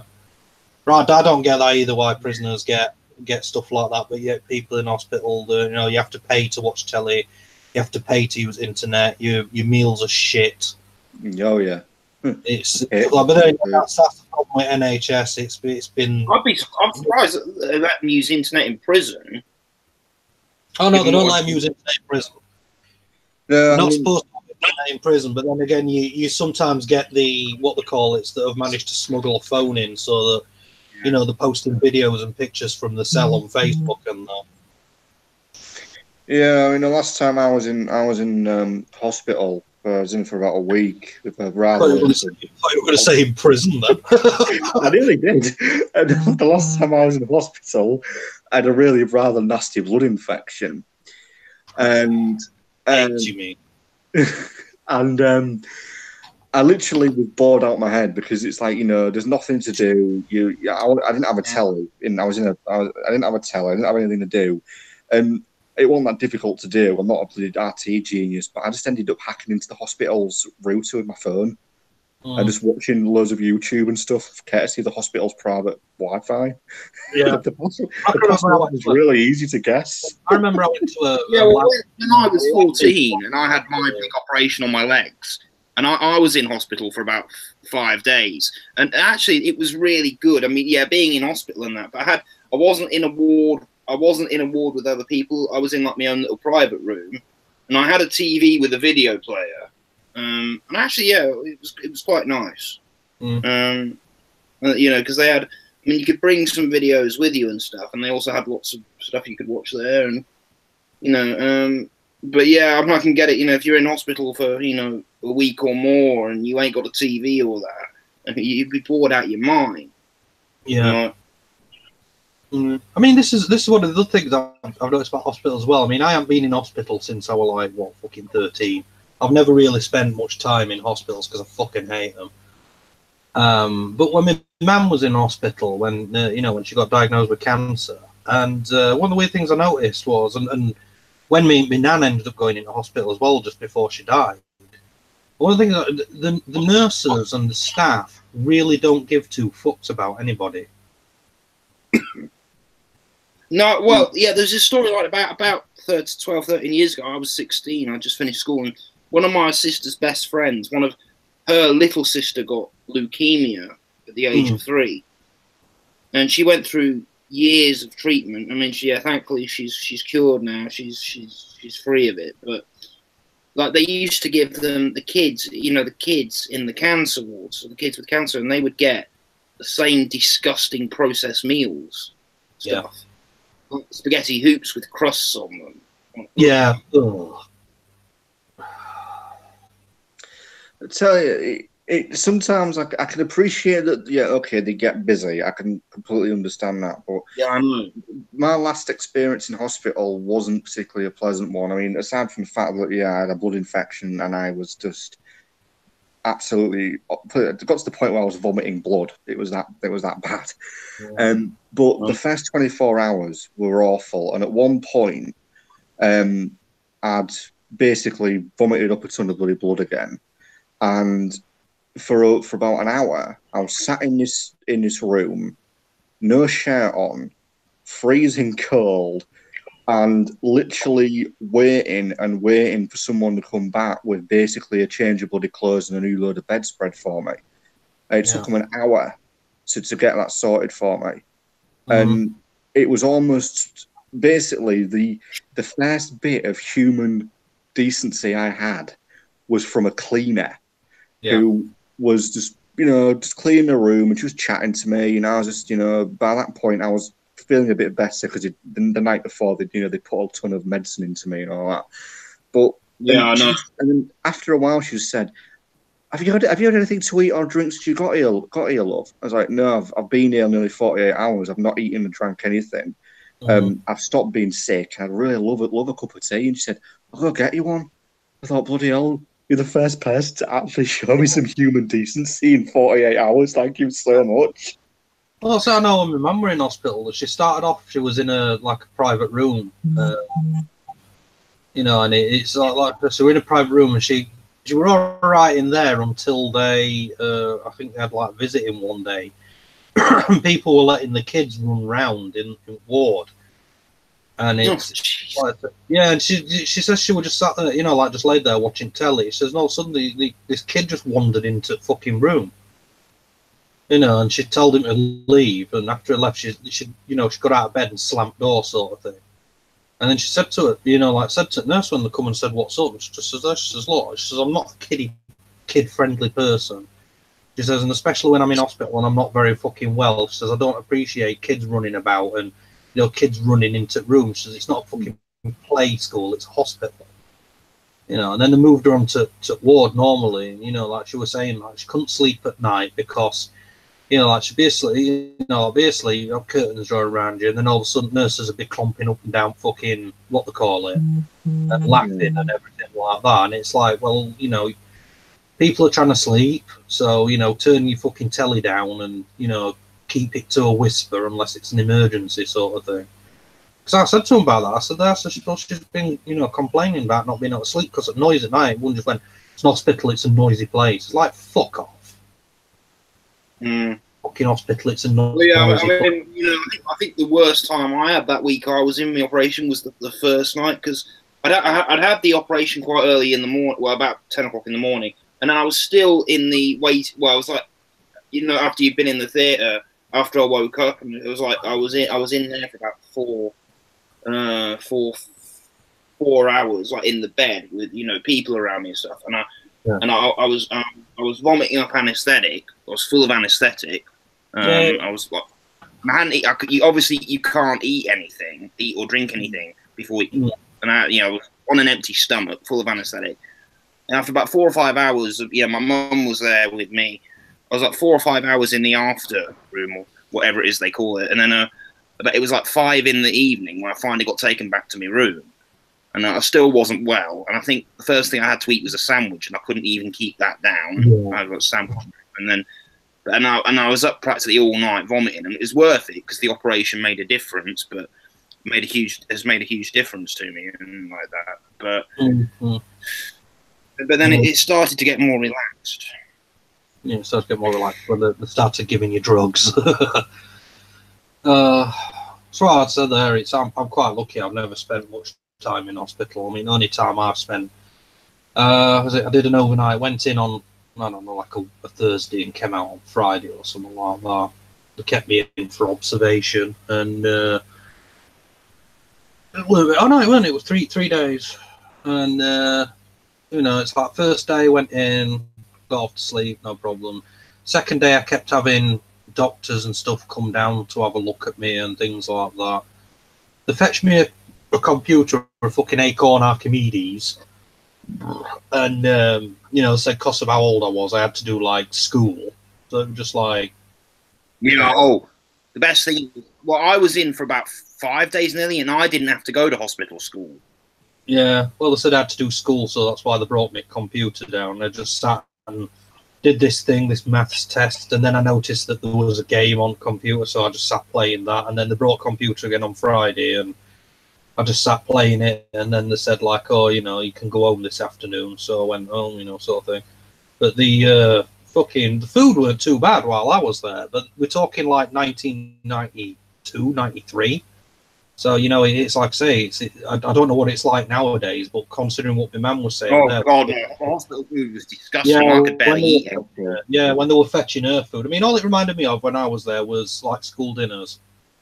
You know, school dinners weren't so bad back in them days, but it's like when my mum were in hospital, she was saying like, you know, they were fetching her, you know, like stuff that was supposed to be shepherd's pie, and it looked more like a plate of diarrhea, you know, and things like that. Yeah. My experience of hospital food, put it this way, I went with something simple, sausage and chips. Thought, yeah, you can't go wrong with that.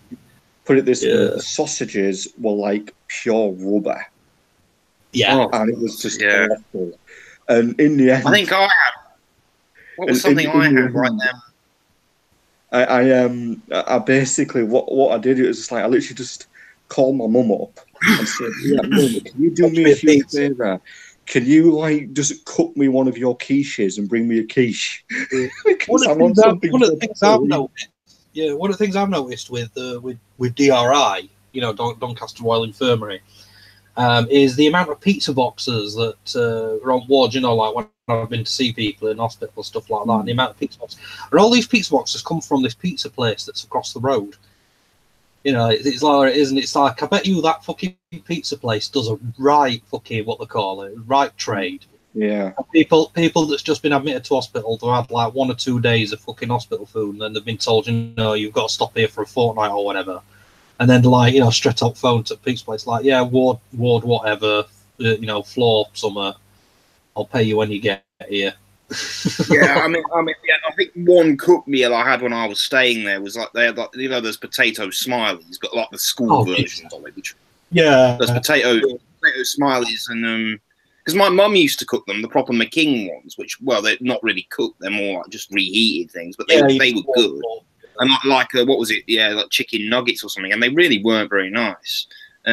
So, but what I used to do, because my mum did stay with me for the week, because I was like suffering majorly from anxiety at that point in my life, and obviously, and like I could go up to the cafe, to the proper hospital cafe, and they didn't, and they had some quite nice stuff there, but not, you know, it's not like the stuff they bring on the ward. I couldn't believe in America, it was said that even in America they have McDonald's in some hospitals. Yeah. You've seen these signs pointing like emergency room one way and then McDonald's the other way. Yeah. Well, look at that thing that they found. It wasn't that long ago, but where they had the was it the WH Smiths that was in a hospital somewhere in this country where they got tubes of toothpaste for £9.50 or something because they knew they got you by bollocks. Yeah. It's the know they've got you by bollocks. You can't go anywhere. It's like whenever you go, you know, like if you go visit somebody and there's usually a little cafe in a hospital somewhere, and you go and you're like, "Can I have a cup of tea, 2 slices of toast, you know, and a bag of crisps or something?" And they were like, "Right, that'll be £18.50." And it's like, what the fuck? It's almost as bad as when you're on train and it's like, you know, they come down with fucking trolley and you're like, "Oh, I'm a bit thirsty. How much is a can of pop?" And they'll be like, you know, a can of pop's like fucking £2 or something.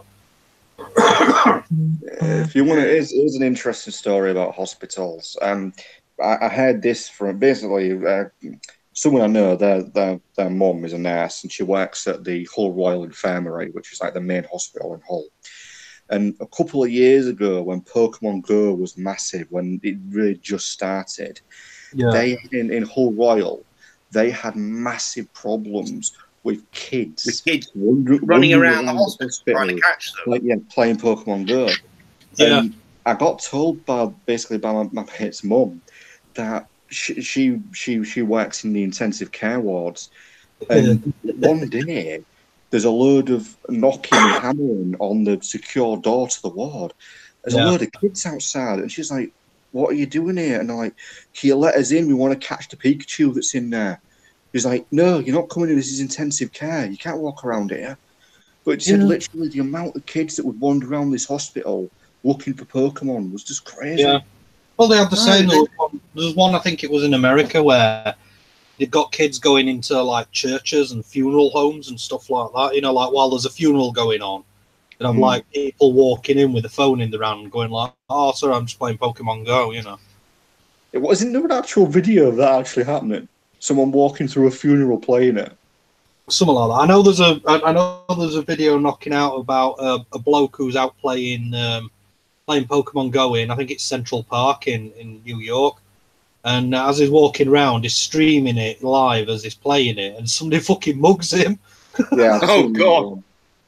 Oh, yeah, just walking along. Yeah, just walking along, and all of a sudden this guy comes up with a carrier bag, and he just goes, "Oh, excuse me, mate." And he's like, "What?" He goes, "Do you mind just putting your wallet and stuff in this bag real quick?" And then he gets a knife out.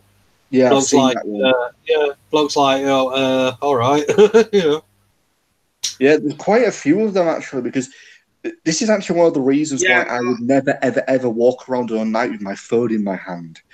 But the amount of people that were live streaming Pokemon Go like 3 or 4 years ago, walking around on a night with the phones on, and yeah, as you said, getting mugged on the live feeds. The it's an advantage for those people. Given how often, because people are now so sucked into it, they get so distracted.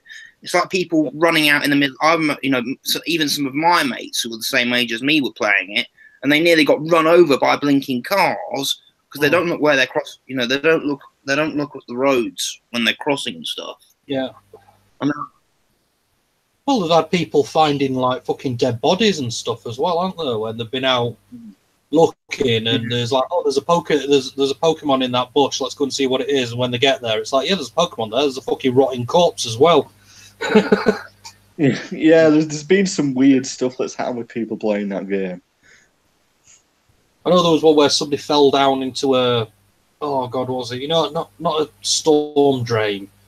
Like one of the thing is in sewers where they have like those rooms that are designed to, like fill up with rainwater, to stop it from flooding, something like that. Yeah, as people fell. I know there was one where somebody fell into one of them.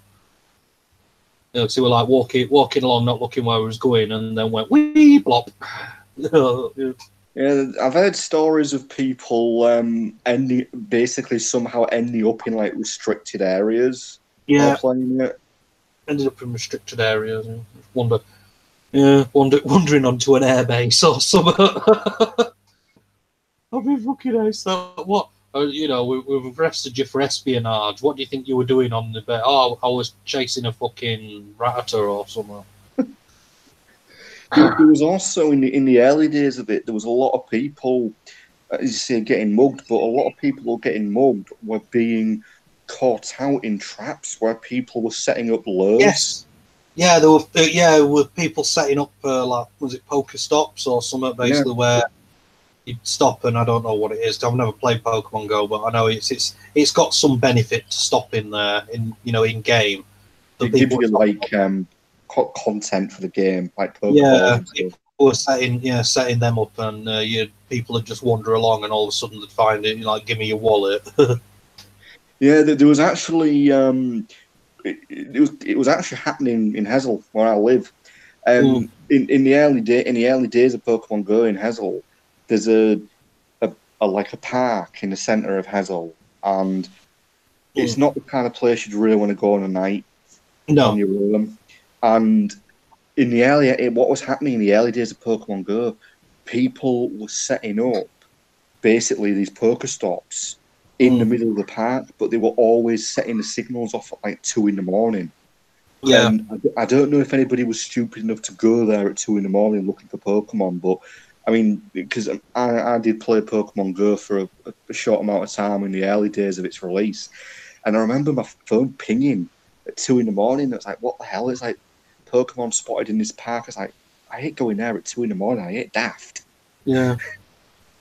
Oh no! Speaking of people doing naughty things, there was a what they call it in this week's local paper, and it says there, "Watch out for burglars doing this." And I'm like, "What the fuck?" And when I looked, it's burglars have learnt a new trick where rather than trying, like 'cause most houses have them plastic doors now that you can't kick in. So there, what burglars are doing now is they're fetching blowtorches. Yeah, that doesn't surprise me. Just heat up the plastic around the lock. Basically. Yeah, and then it'll just swing open if you push it, sort of thing. And it's like that. It's like, fucking hell.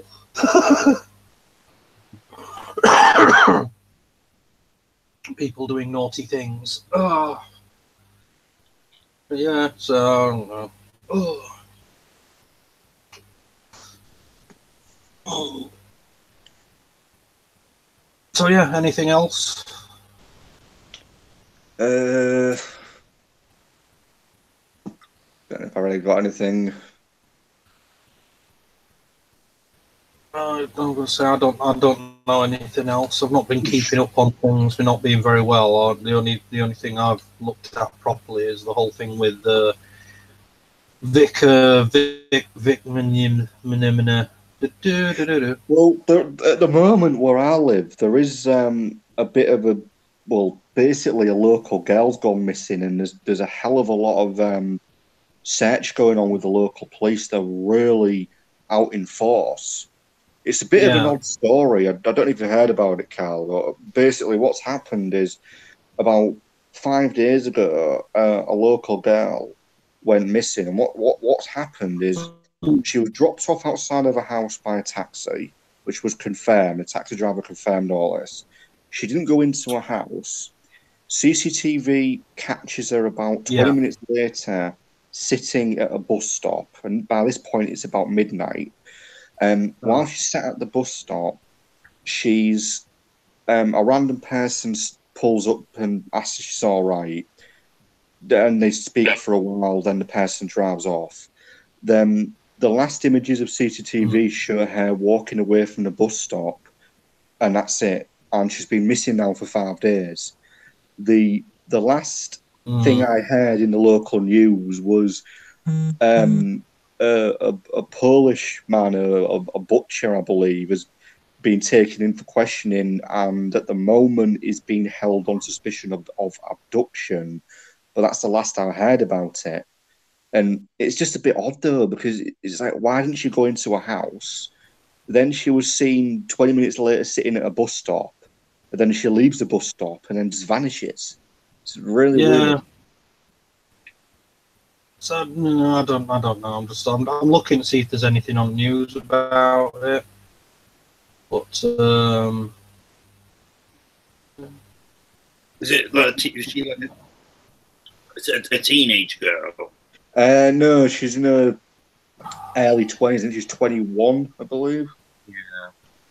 It is a bit odd. I mean, a lot of people would be talking about it at work, and one of the things that we find a little bit odd is that barely 12 hours later, literally within 12 hours of her being reported missing by her parents, there was 50 police doing a mass search of the local area where she lived. Yeah, I found it here, Libby Square. Yes, that's called. Yes. Yes, a search continues near Hull Plainfields. Police continuing to search an area close to where Squire was last seen. The 21-year-old University of Hull student from High Wycombe disappeared on January the 31st after a night out. Police have been searching various locations, including Oak Road Plainfields. On Tuesday, officers searching the area using power tools to cut back undergrowth. Has been arrested on suspicion of abduction. Remains a person of interest. The forces also had to write to local residents to ask if they had heard anything unusual on the night of her disappearance. Yeah, and it's got the timeline here. It was there. What is it? 2300 leaves the Welly nightclub by taxi and then goes basically to the other side of wherever it is that she lives. 2329 dropped off at her house. 2340 seen on Beverley Road near junction with Haworth Street. and that's it. I wonder if she's got a taxi home, and then she's like had a text off somebody that she knows, and she didn't want to sit in the house and speak to them or something. Her phone was in the house. She didn't have a phone on her. All right. Which is the weird thing. It's been confirmed because her phone was found in a bedroom. She didn't have it on her when she went out. So she definitely wasn't speaking to anybody. So it's why it's so weird. Yeah, it's weird. Yeah, unless it's just a case of when she's walked out a CCTV area, somebody's grabbed her. It's quite possible. Yeah, because that happens. That happens. It is just weird though that it's weird that instead of when she's got dropped off on a taxi outside her house, she's spent another half an hour or so wandering round and sitting down at a bus stop or whatever. For some reason, something made her not want to go into the house. Yeah, that's what it seems like. I mean, interestingly, the person that's currently being held, he's actually got previous for something really weird. This is just weird. He's basically got previous for breaking into houses, right, and specifically stealing sex toys. Just like, that's just weird. But apparently the guy they're questioning, he's got previous for breaking into houses and specifically stealing either sex toys or lingerie. Yeah. And it's just weird. It's really weird. Well, there's people that do that. I don't know. I mean, it's they'll probably find her one way or another. But it is odd how she's just, seemingly disappeared without any particular reason or anything like that. Just, it is. I mean, about a year ago there was a bit of a strange case involving a Navy guy who was on leave, and he just vanished. And I mean, literally, the last CCTV image of this bloke with him walking down into a dead end alley. Yeah, and then he was never found again, never seen again. I think they've solved that one because I remember watching something about it, and it said there that I think they've solved it. Is apparently that guy had a bit of a reputation for, like if he were too drunk and couldn't afford a taxi home, he used to sleep rough, and he'd usually find like a bin or something he could kip in. And what they're thinking is because the signal off his mobile phone suddenly started moving later on that morning, and it went up to where the tip is. And they're thinking basically what's happened is he's fell asleep in this skip, or in a skip or a bin or something down this alleyway because the bins were emptied the following day. He's gone to sleep in this bin, and the bin lorry's come along, emptied it into the back of bin lorry. He's been like either crushed or knocked unconscious or whatever, and he's basically been taken to the tip, and he's obviously died, either on the way there or once the bin got emptied out into the tip. I think that they've basically solved that one, but it's like they said there, they're probably not going to find his body because all rubbish and stuff gets mangled up when it's in back of a bin lorry. So if they do find him, it's going to only be bits of him, and they've got to, dig through fucking mountains of rubbish to find him. Considering that when what they call it as well at rubbish tips as well, they have the bulldozers churn ground up and compact it all down. So there's probably not going to be much left for them to find with that one.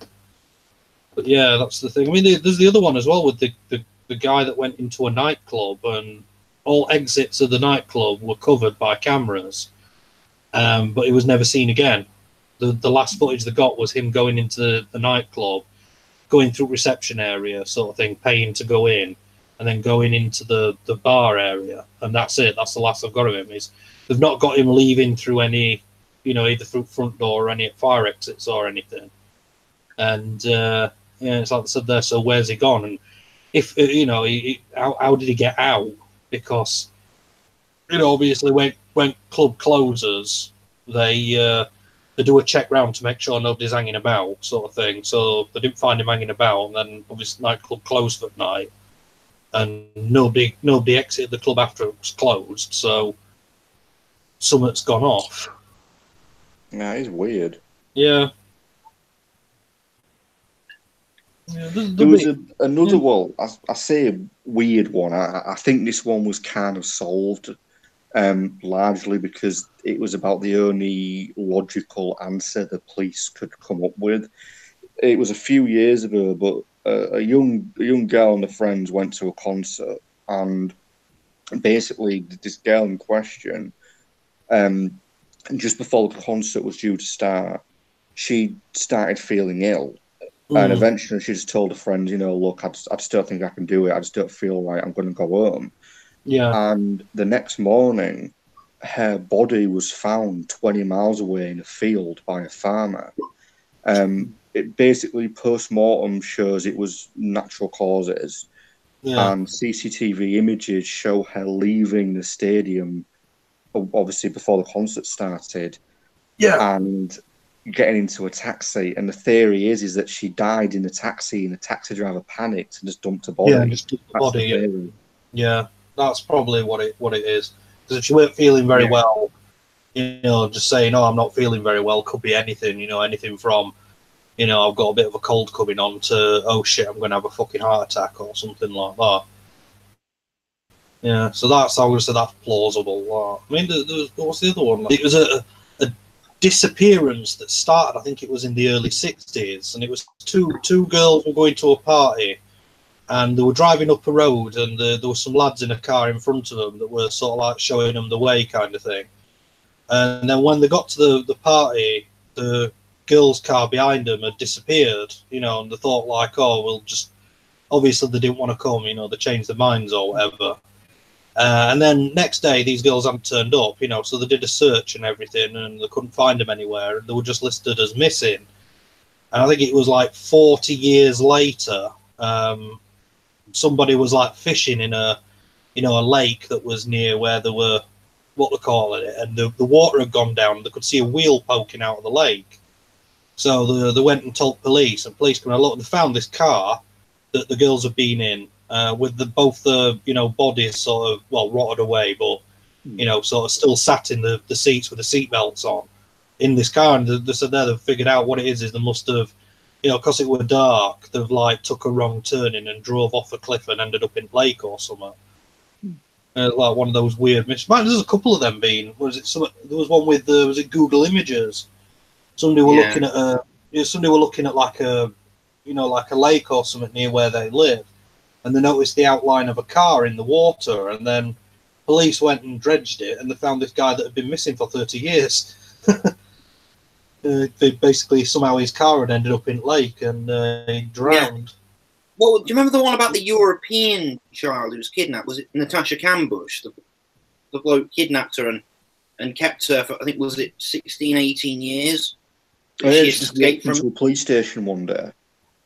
Yeah, and said she kidnapped. And I don't know. I don't remember that one. I know there's stuff like that happened in America. There's one of them I was watching the other day. A family where like the mum and dad were devout God botherers, and they've got, I think it was like 14 kids or something, and they didn't feed them. They didn't let them get washed, and they used to beat them up and everything like that. And one of the kids who was, I think she was like 17 or 18, something like that, finally had enough and managed to escape.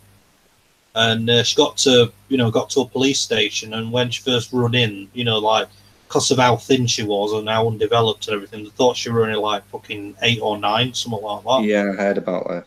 Yeah, and then when she told them what had been going off, so they went to house and they found basically oldest kid that was there was 29, but looked like she was about 14. Yeah, and so and then they had them all up for was it like child abuse and everything, and these lucky parents still there saying like, oh, we haven't done anything wrong, It's like, funnily enough, the law disagrees with you. Yeah. Didn't they have a lot of the kids since they were, a lot of the kids spent years chained to their own beds? Yep. Like they just never left that section because they were just chained to them. Yeah, they were just up there, and then it showed you some of the family photos, and it's all creepy because they're all dressed exactly the same. Yeah, it was like a real cult kind of thing, wasn't it? Yeah, it was brainwashing them, basically.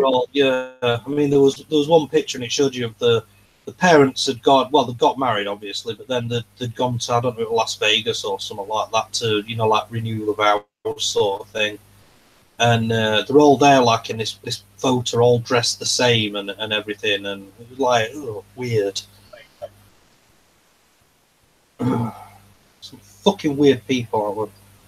But there was another one, wasn't there, in America where a man had for like 10 years or something, he had like his daughter imprisoned in his basement for 20 years. Yes, I know. Yes, that's another one. Yeah, where he got his daughter to sign a contract to say that she'd act like his wife or something like that, and he had her kept him imprisoned in a fucking nutty room in the cellar.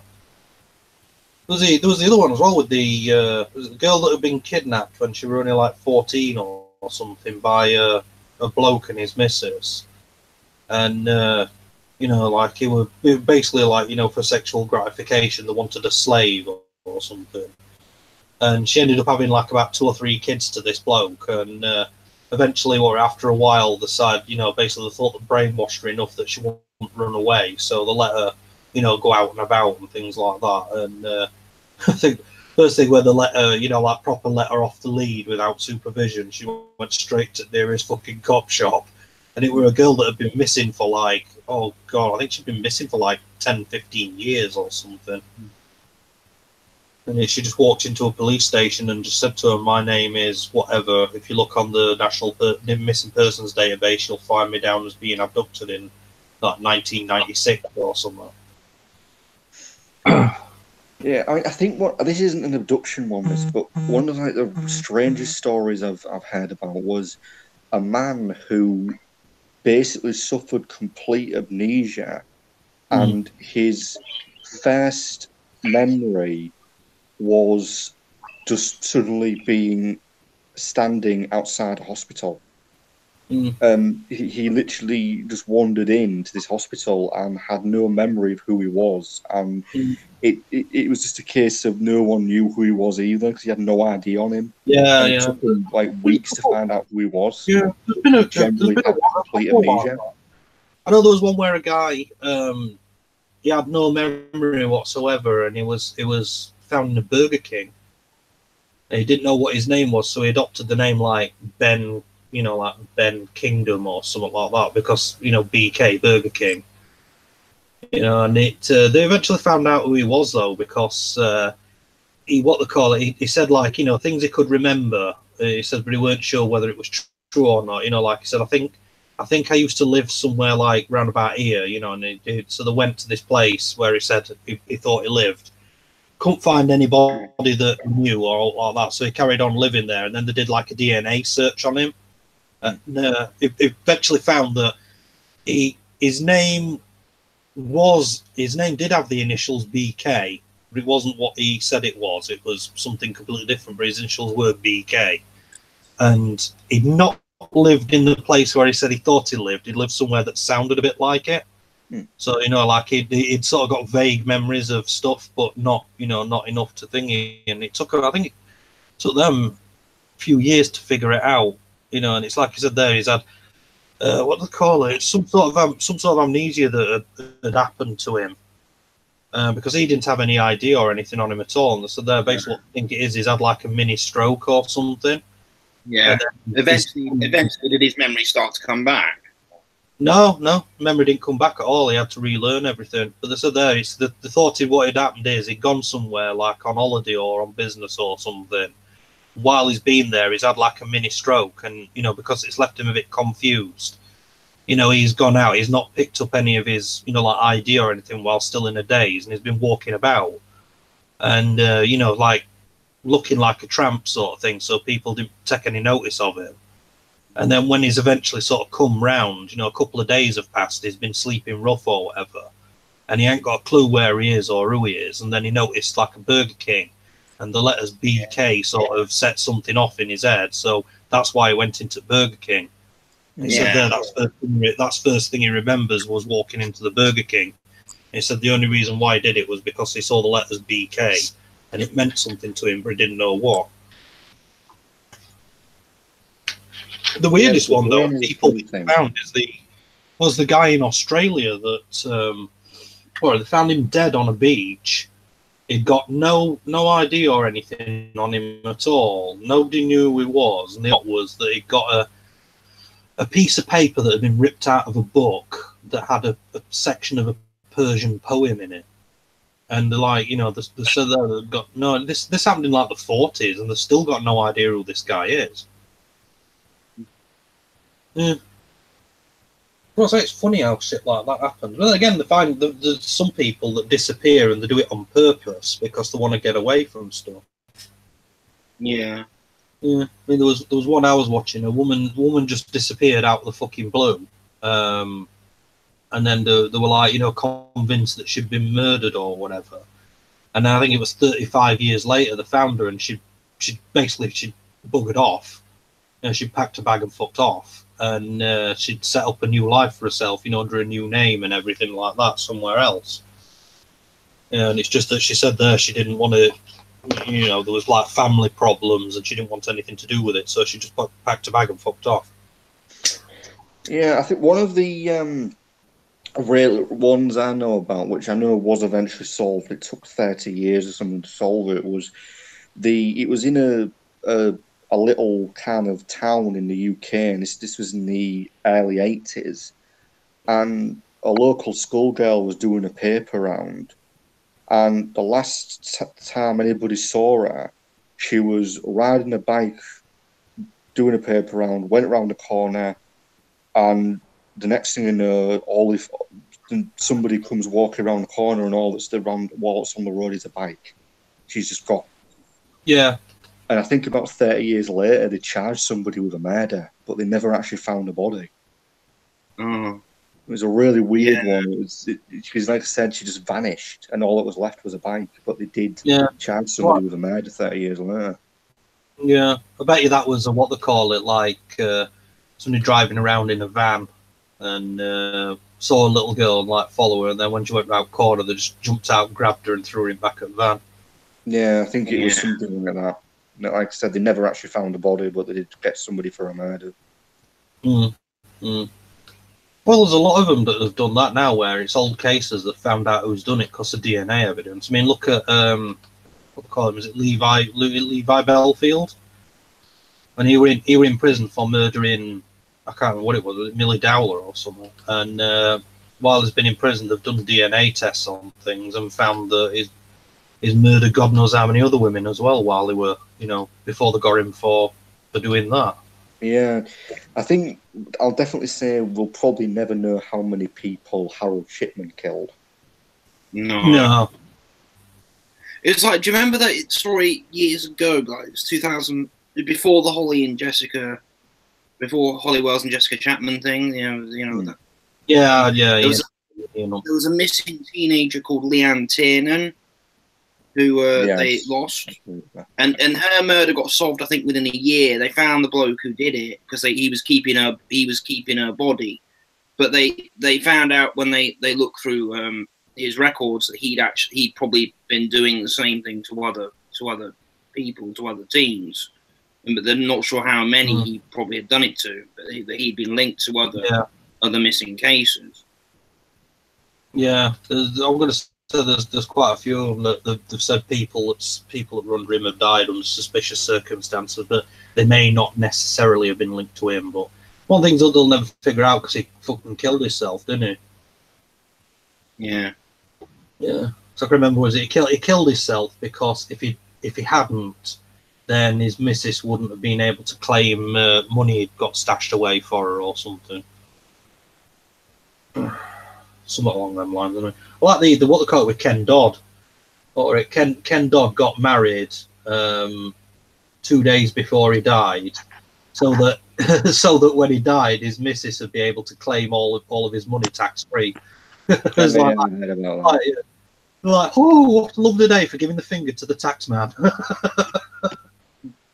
Fucking Ken, that was great. That one, I can remember when they had him in court because of his income tax fraud, and you know, it's like he'd explained, you know, like he had an accountant do all these things for him. So as far as he were aware, everything was getting paid and shit like that. And found him guilty of tax fraud, and he had to pay a lot of it back. And then he did a comedy show, and he goes, "Oh, what?" He goes, "Starts off." He goes, "So, 1952." He goes, "Oh, I remember 1952. Income tax was really 2 pence on pound, and I thought it still were." Oh, yeah, Ken Dodd. Yeah, what was it? The fucking murder thing I found it. There was one, and it was round here, and it was a girl went missing called, was it Lindsay Reimer? And I can remember that when she went missing, and then they did like you know, like where they bring parents and that out to do an appeal. And when they were doing that, the man was all like crying her fucking eyes out and everything, you know. And the stepdad was sat there basically laughing his arse off. And that sounds familiar. People sort of noticed that, and turns out he'd fucking killed her. He'd killed her, and then he was sat laughing his arse off because for some reason he thought he'd got away with it, but he didn't have that sort of mental block in his brain that stopped it. You know, like his brain's thinking, "I've got away with it," but then the signals it's sending to his face to make him fucking like smile and laugh and everything, so I didn't get switched off. Because if you're going to be a liar, at least be a convincing one. Well, it's like let's call it when you get the people that think that they're smarter than everybody else. You know, like the was it fucking Mick Philpott when he fucking set fire to, or he was going to lose child benefit for kids, so his idea was that he'd set fire to house, he'd set fire to house, blame his ex-missus, and then he'd look like a hero for saving all kids in house. And sort of kid died, didn't he, in the fire? Yeah, and it sort of backfired because he didn't save any kids in house. And you know, then it's when they got him on. Who would think of that? Where he thought he'd got away with it, you know, and they got him in here, you know, like put him in an interview room or something like that. But they've got, you know, sound recorders and stuff going because obviously it's an interview room, and he's there talking to his missus, saying like, "Right, when they said this, you tell them that." You know, because obviously we need to get a story straight. So otherwise they'll figure out it was me that set fire to house. it's like, oh God, you're so clever, aren't you, mate? Or with the fucking letter he wrote to his missus when they put him in separate prisons, and he said like, "Oh, once we've got all this sorted out," thinking, you know, that they don't read letters and stuff when they go into prison, which they do. And he's like, "Oh, once we've got all this sorted out, we'll go down to the graveyard and ask." I remember watching a documentary about him, and they were talking to his mates and stuff like that. And there was a black guy that was his, I don't know, like his best mate or something. And he says there were always something weird with him. He says because all he could talk about was sex. He says literally everything. He says it didn't matter what it was. Every story, every joke or everything. He says it always had something to do with sex in it. You know, he says there, and he were obsessed with it. You know, sort of thing. He says there, like, you know, he had like his wife and then his girlfriend, and they all lived in the same house, and they were always going on about like how you know, we were always having threesomes and stuff like that. You know, Yeah, in a lot of ways, though, the UK has had its share of just evil, psychopathic serial killers. Oh yeah, I mean, look, you know, Fred and Rosemary West, for example. Yeah, I mean, look at fucking what were in Beverly Allen with the thingy. Mind you, the cat. I can say they caught another one of them that were doing that. You know, like where the nurses or whatever, and they're working in, you know, casualty. And there was one guy, I can't remember his name. There was one guy, and he was obviously a nurse. He worked on casualty, and he was like saying to other, you know, nurses and that, it's like, oh, it always seems to get really busy, and we get a lot of action whenever I come on shift. It's like, yeah, because he was fucking poisoning people when they were coming in. You know, I'd have somebody come in with a broken leg, and he'd fucking inject them with like an overdose of insulin or something like that, so that they'd start having an heart attack or whatever. Yeah. And then it's like, oh, we always have action. It's like, yeah, because you're fucking killing people, you psycho bastard. Yeah,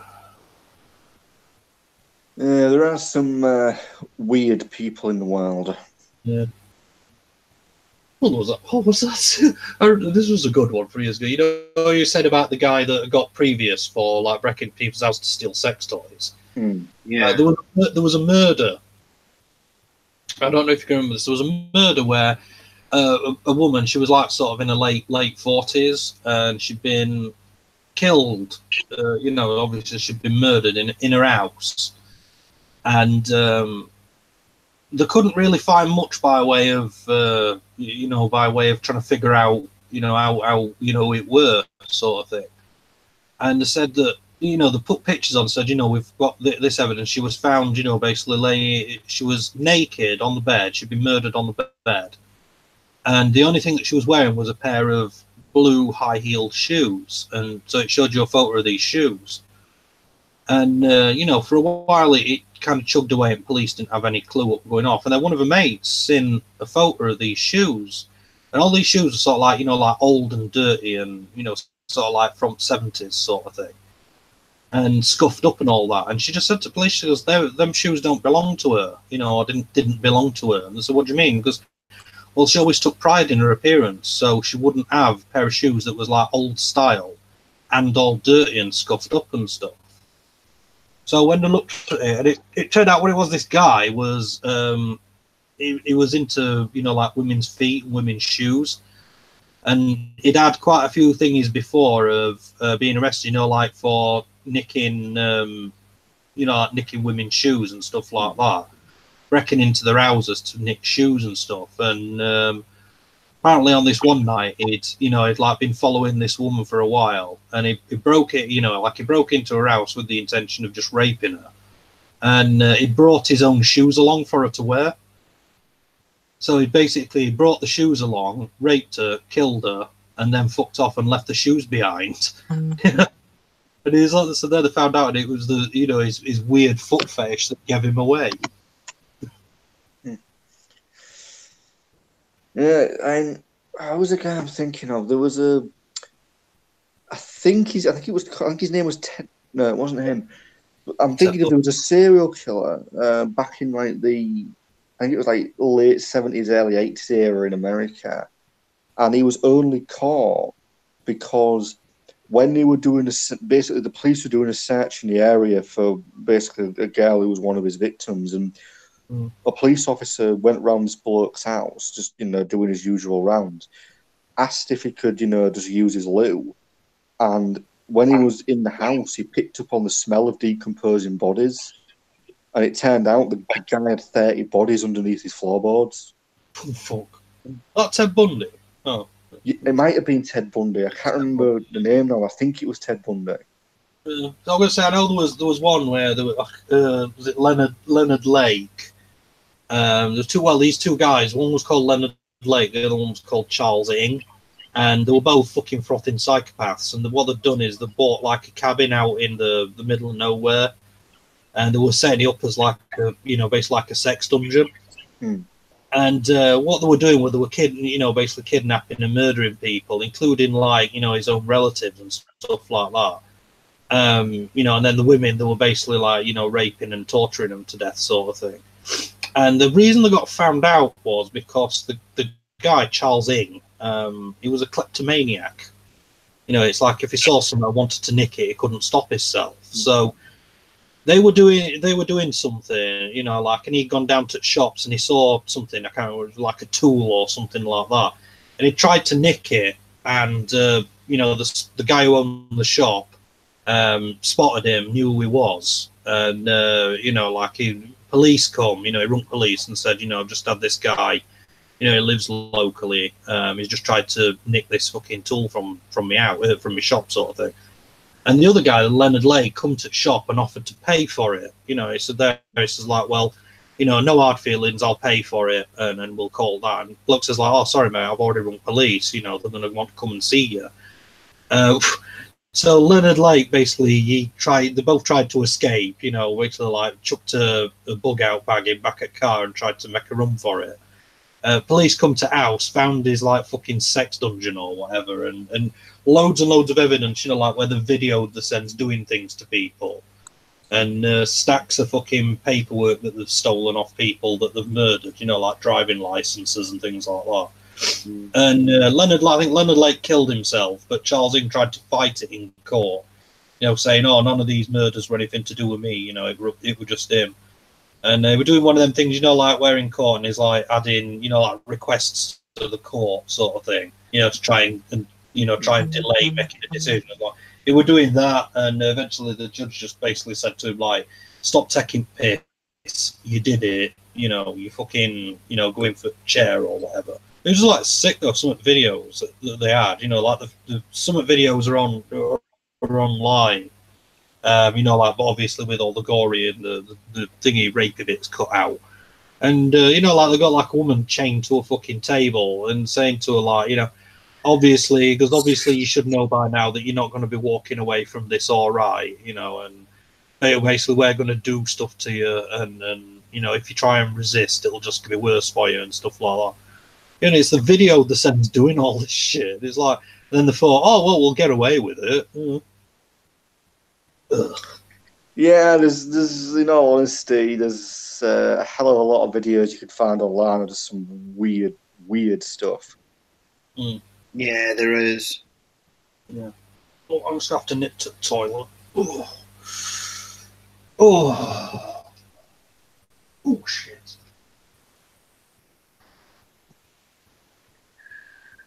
Yeah. Yeah, there are some weird things going around on the net, aren't there? Well, yeah, there are really. I mean, hell, have you ever heard of a site called Reddit? Yes, I've heard of it, yes. Yeah, well, Reddit has what is referred to as subreddits, which are kind of like hidden sections. And you can just find some weird shit on subreddits. Some weird stuff. I don't know if this is true, but one of the rumors is that apparently there's a hidden red subreddit which is full of pictures of basically dead bodies that are supposed to be all murder victims. I don't know how true it is, like, but it's just one random rumor I've heard of. It's just sick that people would do these things. I mean, yeah, and the fact, I mean, some people probably do these things, like post these things on the net. Most likely is maybe because they want to get caught. Some people do that. They do post things deliberately so that they actually do get caught. And they like the publicity that comes with it. Well, there is that. I mean, the thing is, I've heard stories over the years of like crazy serial killers who posted up stuff online and that got them caught. And there's stories of somebody who I think murdered his girlfriend and posted the pictures of him sitting next to a body on Facebook, and he got arrested literally barely an hour later, you know, stuff like that. And I know it's quite debatable as to how much of this stuff you hear about is true, but yeah, I know. But some people just like to, just like to cause an outcry, don't they? So they'll post fake things, which is stupid. It's just silly. And yeah, Lawrence. And the issues the internet causes is because the issues the internet causes,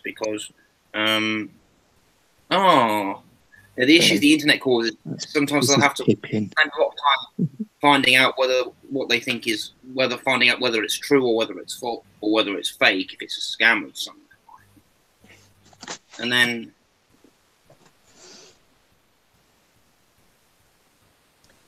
yeah, well, it's like anything, mate. Some people are willing to dish out the hate online because they know they can hide behind it, and other people are willing to put weird stuff up online and think that they won't get caught. I know, it's stupid, isn't it? But, you know, yeah, they'll catch them one way or another. They will catch them eventually. It's... A couple of years ago, there was a bloke who basically went down for life. He actually got 2 life sentences, one in 2 different countries. And what he did was pretty sickening. I mean, I heard about this. I actually know more about this than what was said on the news. But basically, he was a paedophile.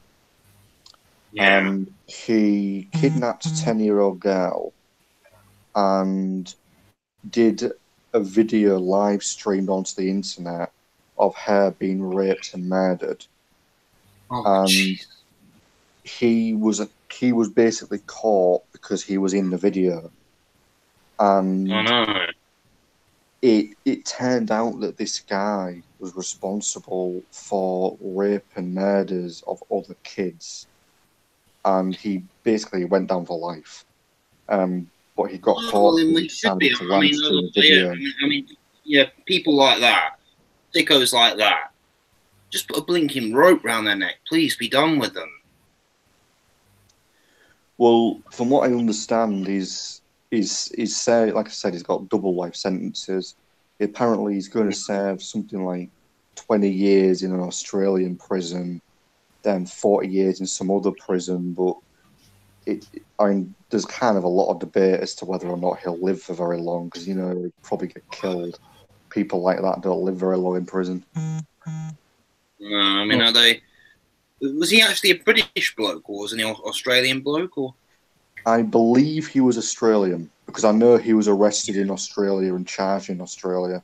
I'm pretty sure. I assume he's not going to. They wouldn't send a British guy accused of child science, sex offence against children. They wouldn't send a British guy probably to an Aussie prison. But no, he was an Australian person.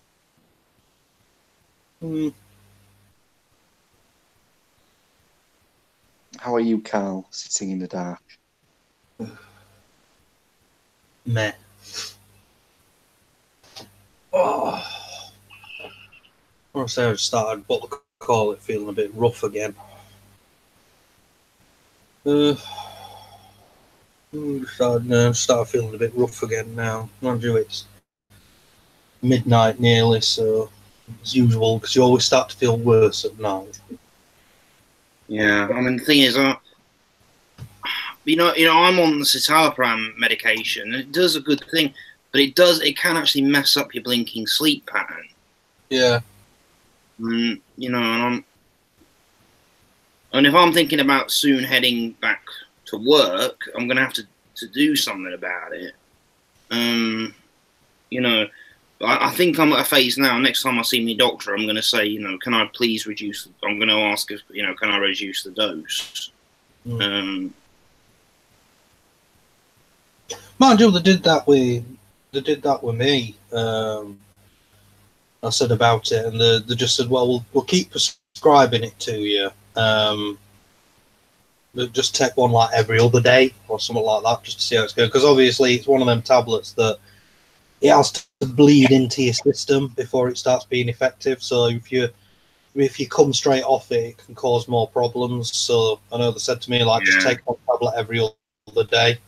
And then they got it down to just take it a couple of times a week. And I was fine for a while, but then it's after I got what they call it, when I got I got back to work and I was working full time and I was fine. And then it's when I started getting ill with the fucking thing that I've got.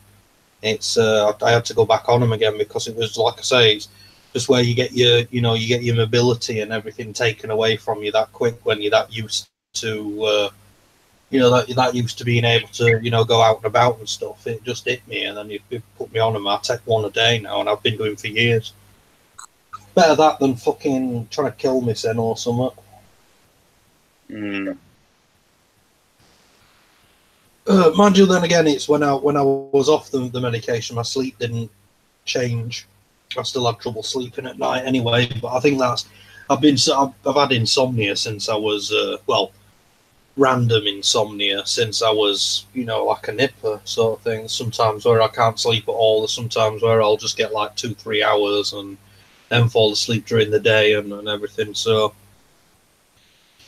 didn't really notice the disturbance to my sleep pattern all that much, to be honest.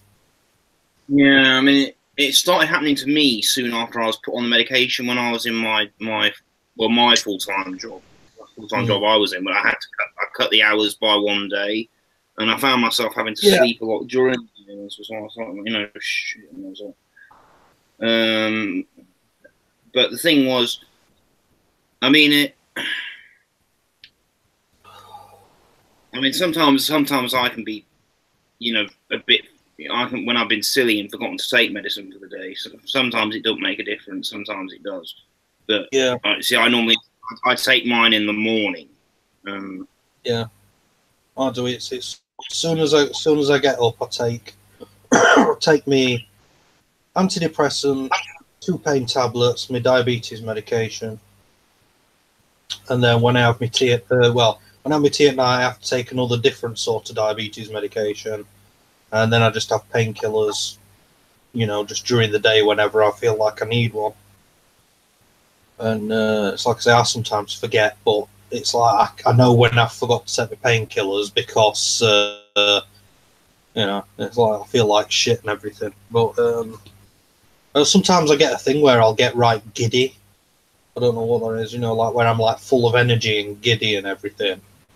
Yeah. And you know, they're not too bad. You know, they only happen once in a blue moon. You know, that's not too bad. I actually feel sort of semi-normal again. But unfortunately, the come down from that is not terribly nice. Like when I tried. I mean, the first. Yeah. Sorry, go on, Carl. No, I tried experimenting once. Took a load of my painkillers because I can have up to 12 of these painkillers a day, and I take them usually 2 at a time. And you know, I tried experimenting. I took 6 all in one go at one point, just to see if it had any kind of effect. You know, the higher the dose, you know, the better the effect, sort of thing. And it did have quite an effect. You know, it did make me feel all right, but it's like I said, the come down from it the next day was awful.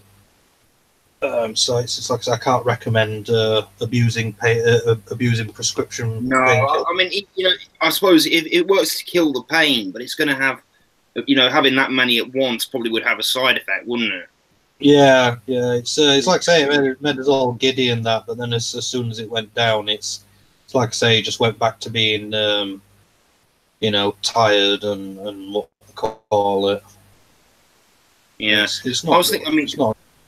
Luckily, I've never been on, you know, regular pain medication. I'm very lucky for that because I don't normally feel pain. I don't really feel pain, but yeah, I mean, for example, the first time I was on any regular medication was when I was 16, 17, and that was when my anxiety got really bad. The first time I was at college because I was on a very stressful, high-level course, and I first was put on risperidone. I was first put on risperidone, which luckily I was able to get off that in just over a year. I mean, it worked quite well, but I was putting on so much weight. The highest side effect is you put on lots of weight because your appetite increases. Because I used to be, I was very thin as a teenager, having, you know, barely nothing on me, and then I went from to being quite, you know, to being almost quite a pudgy chap. But as soon as I was off the medication, the weight just went down with it. I didn't really have to do any exercise or any kind of anything. It just kind of, you know. Yeah.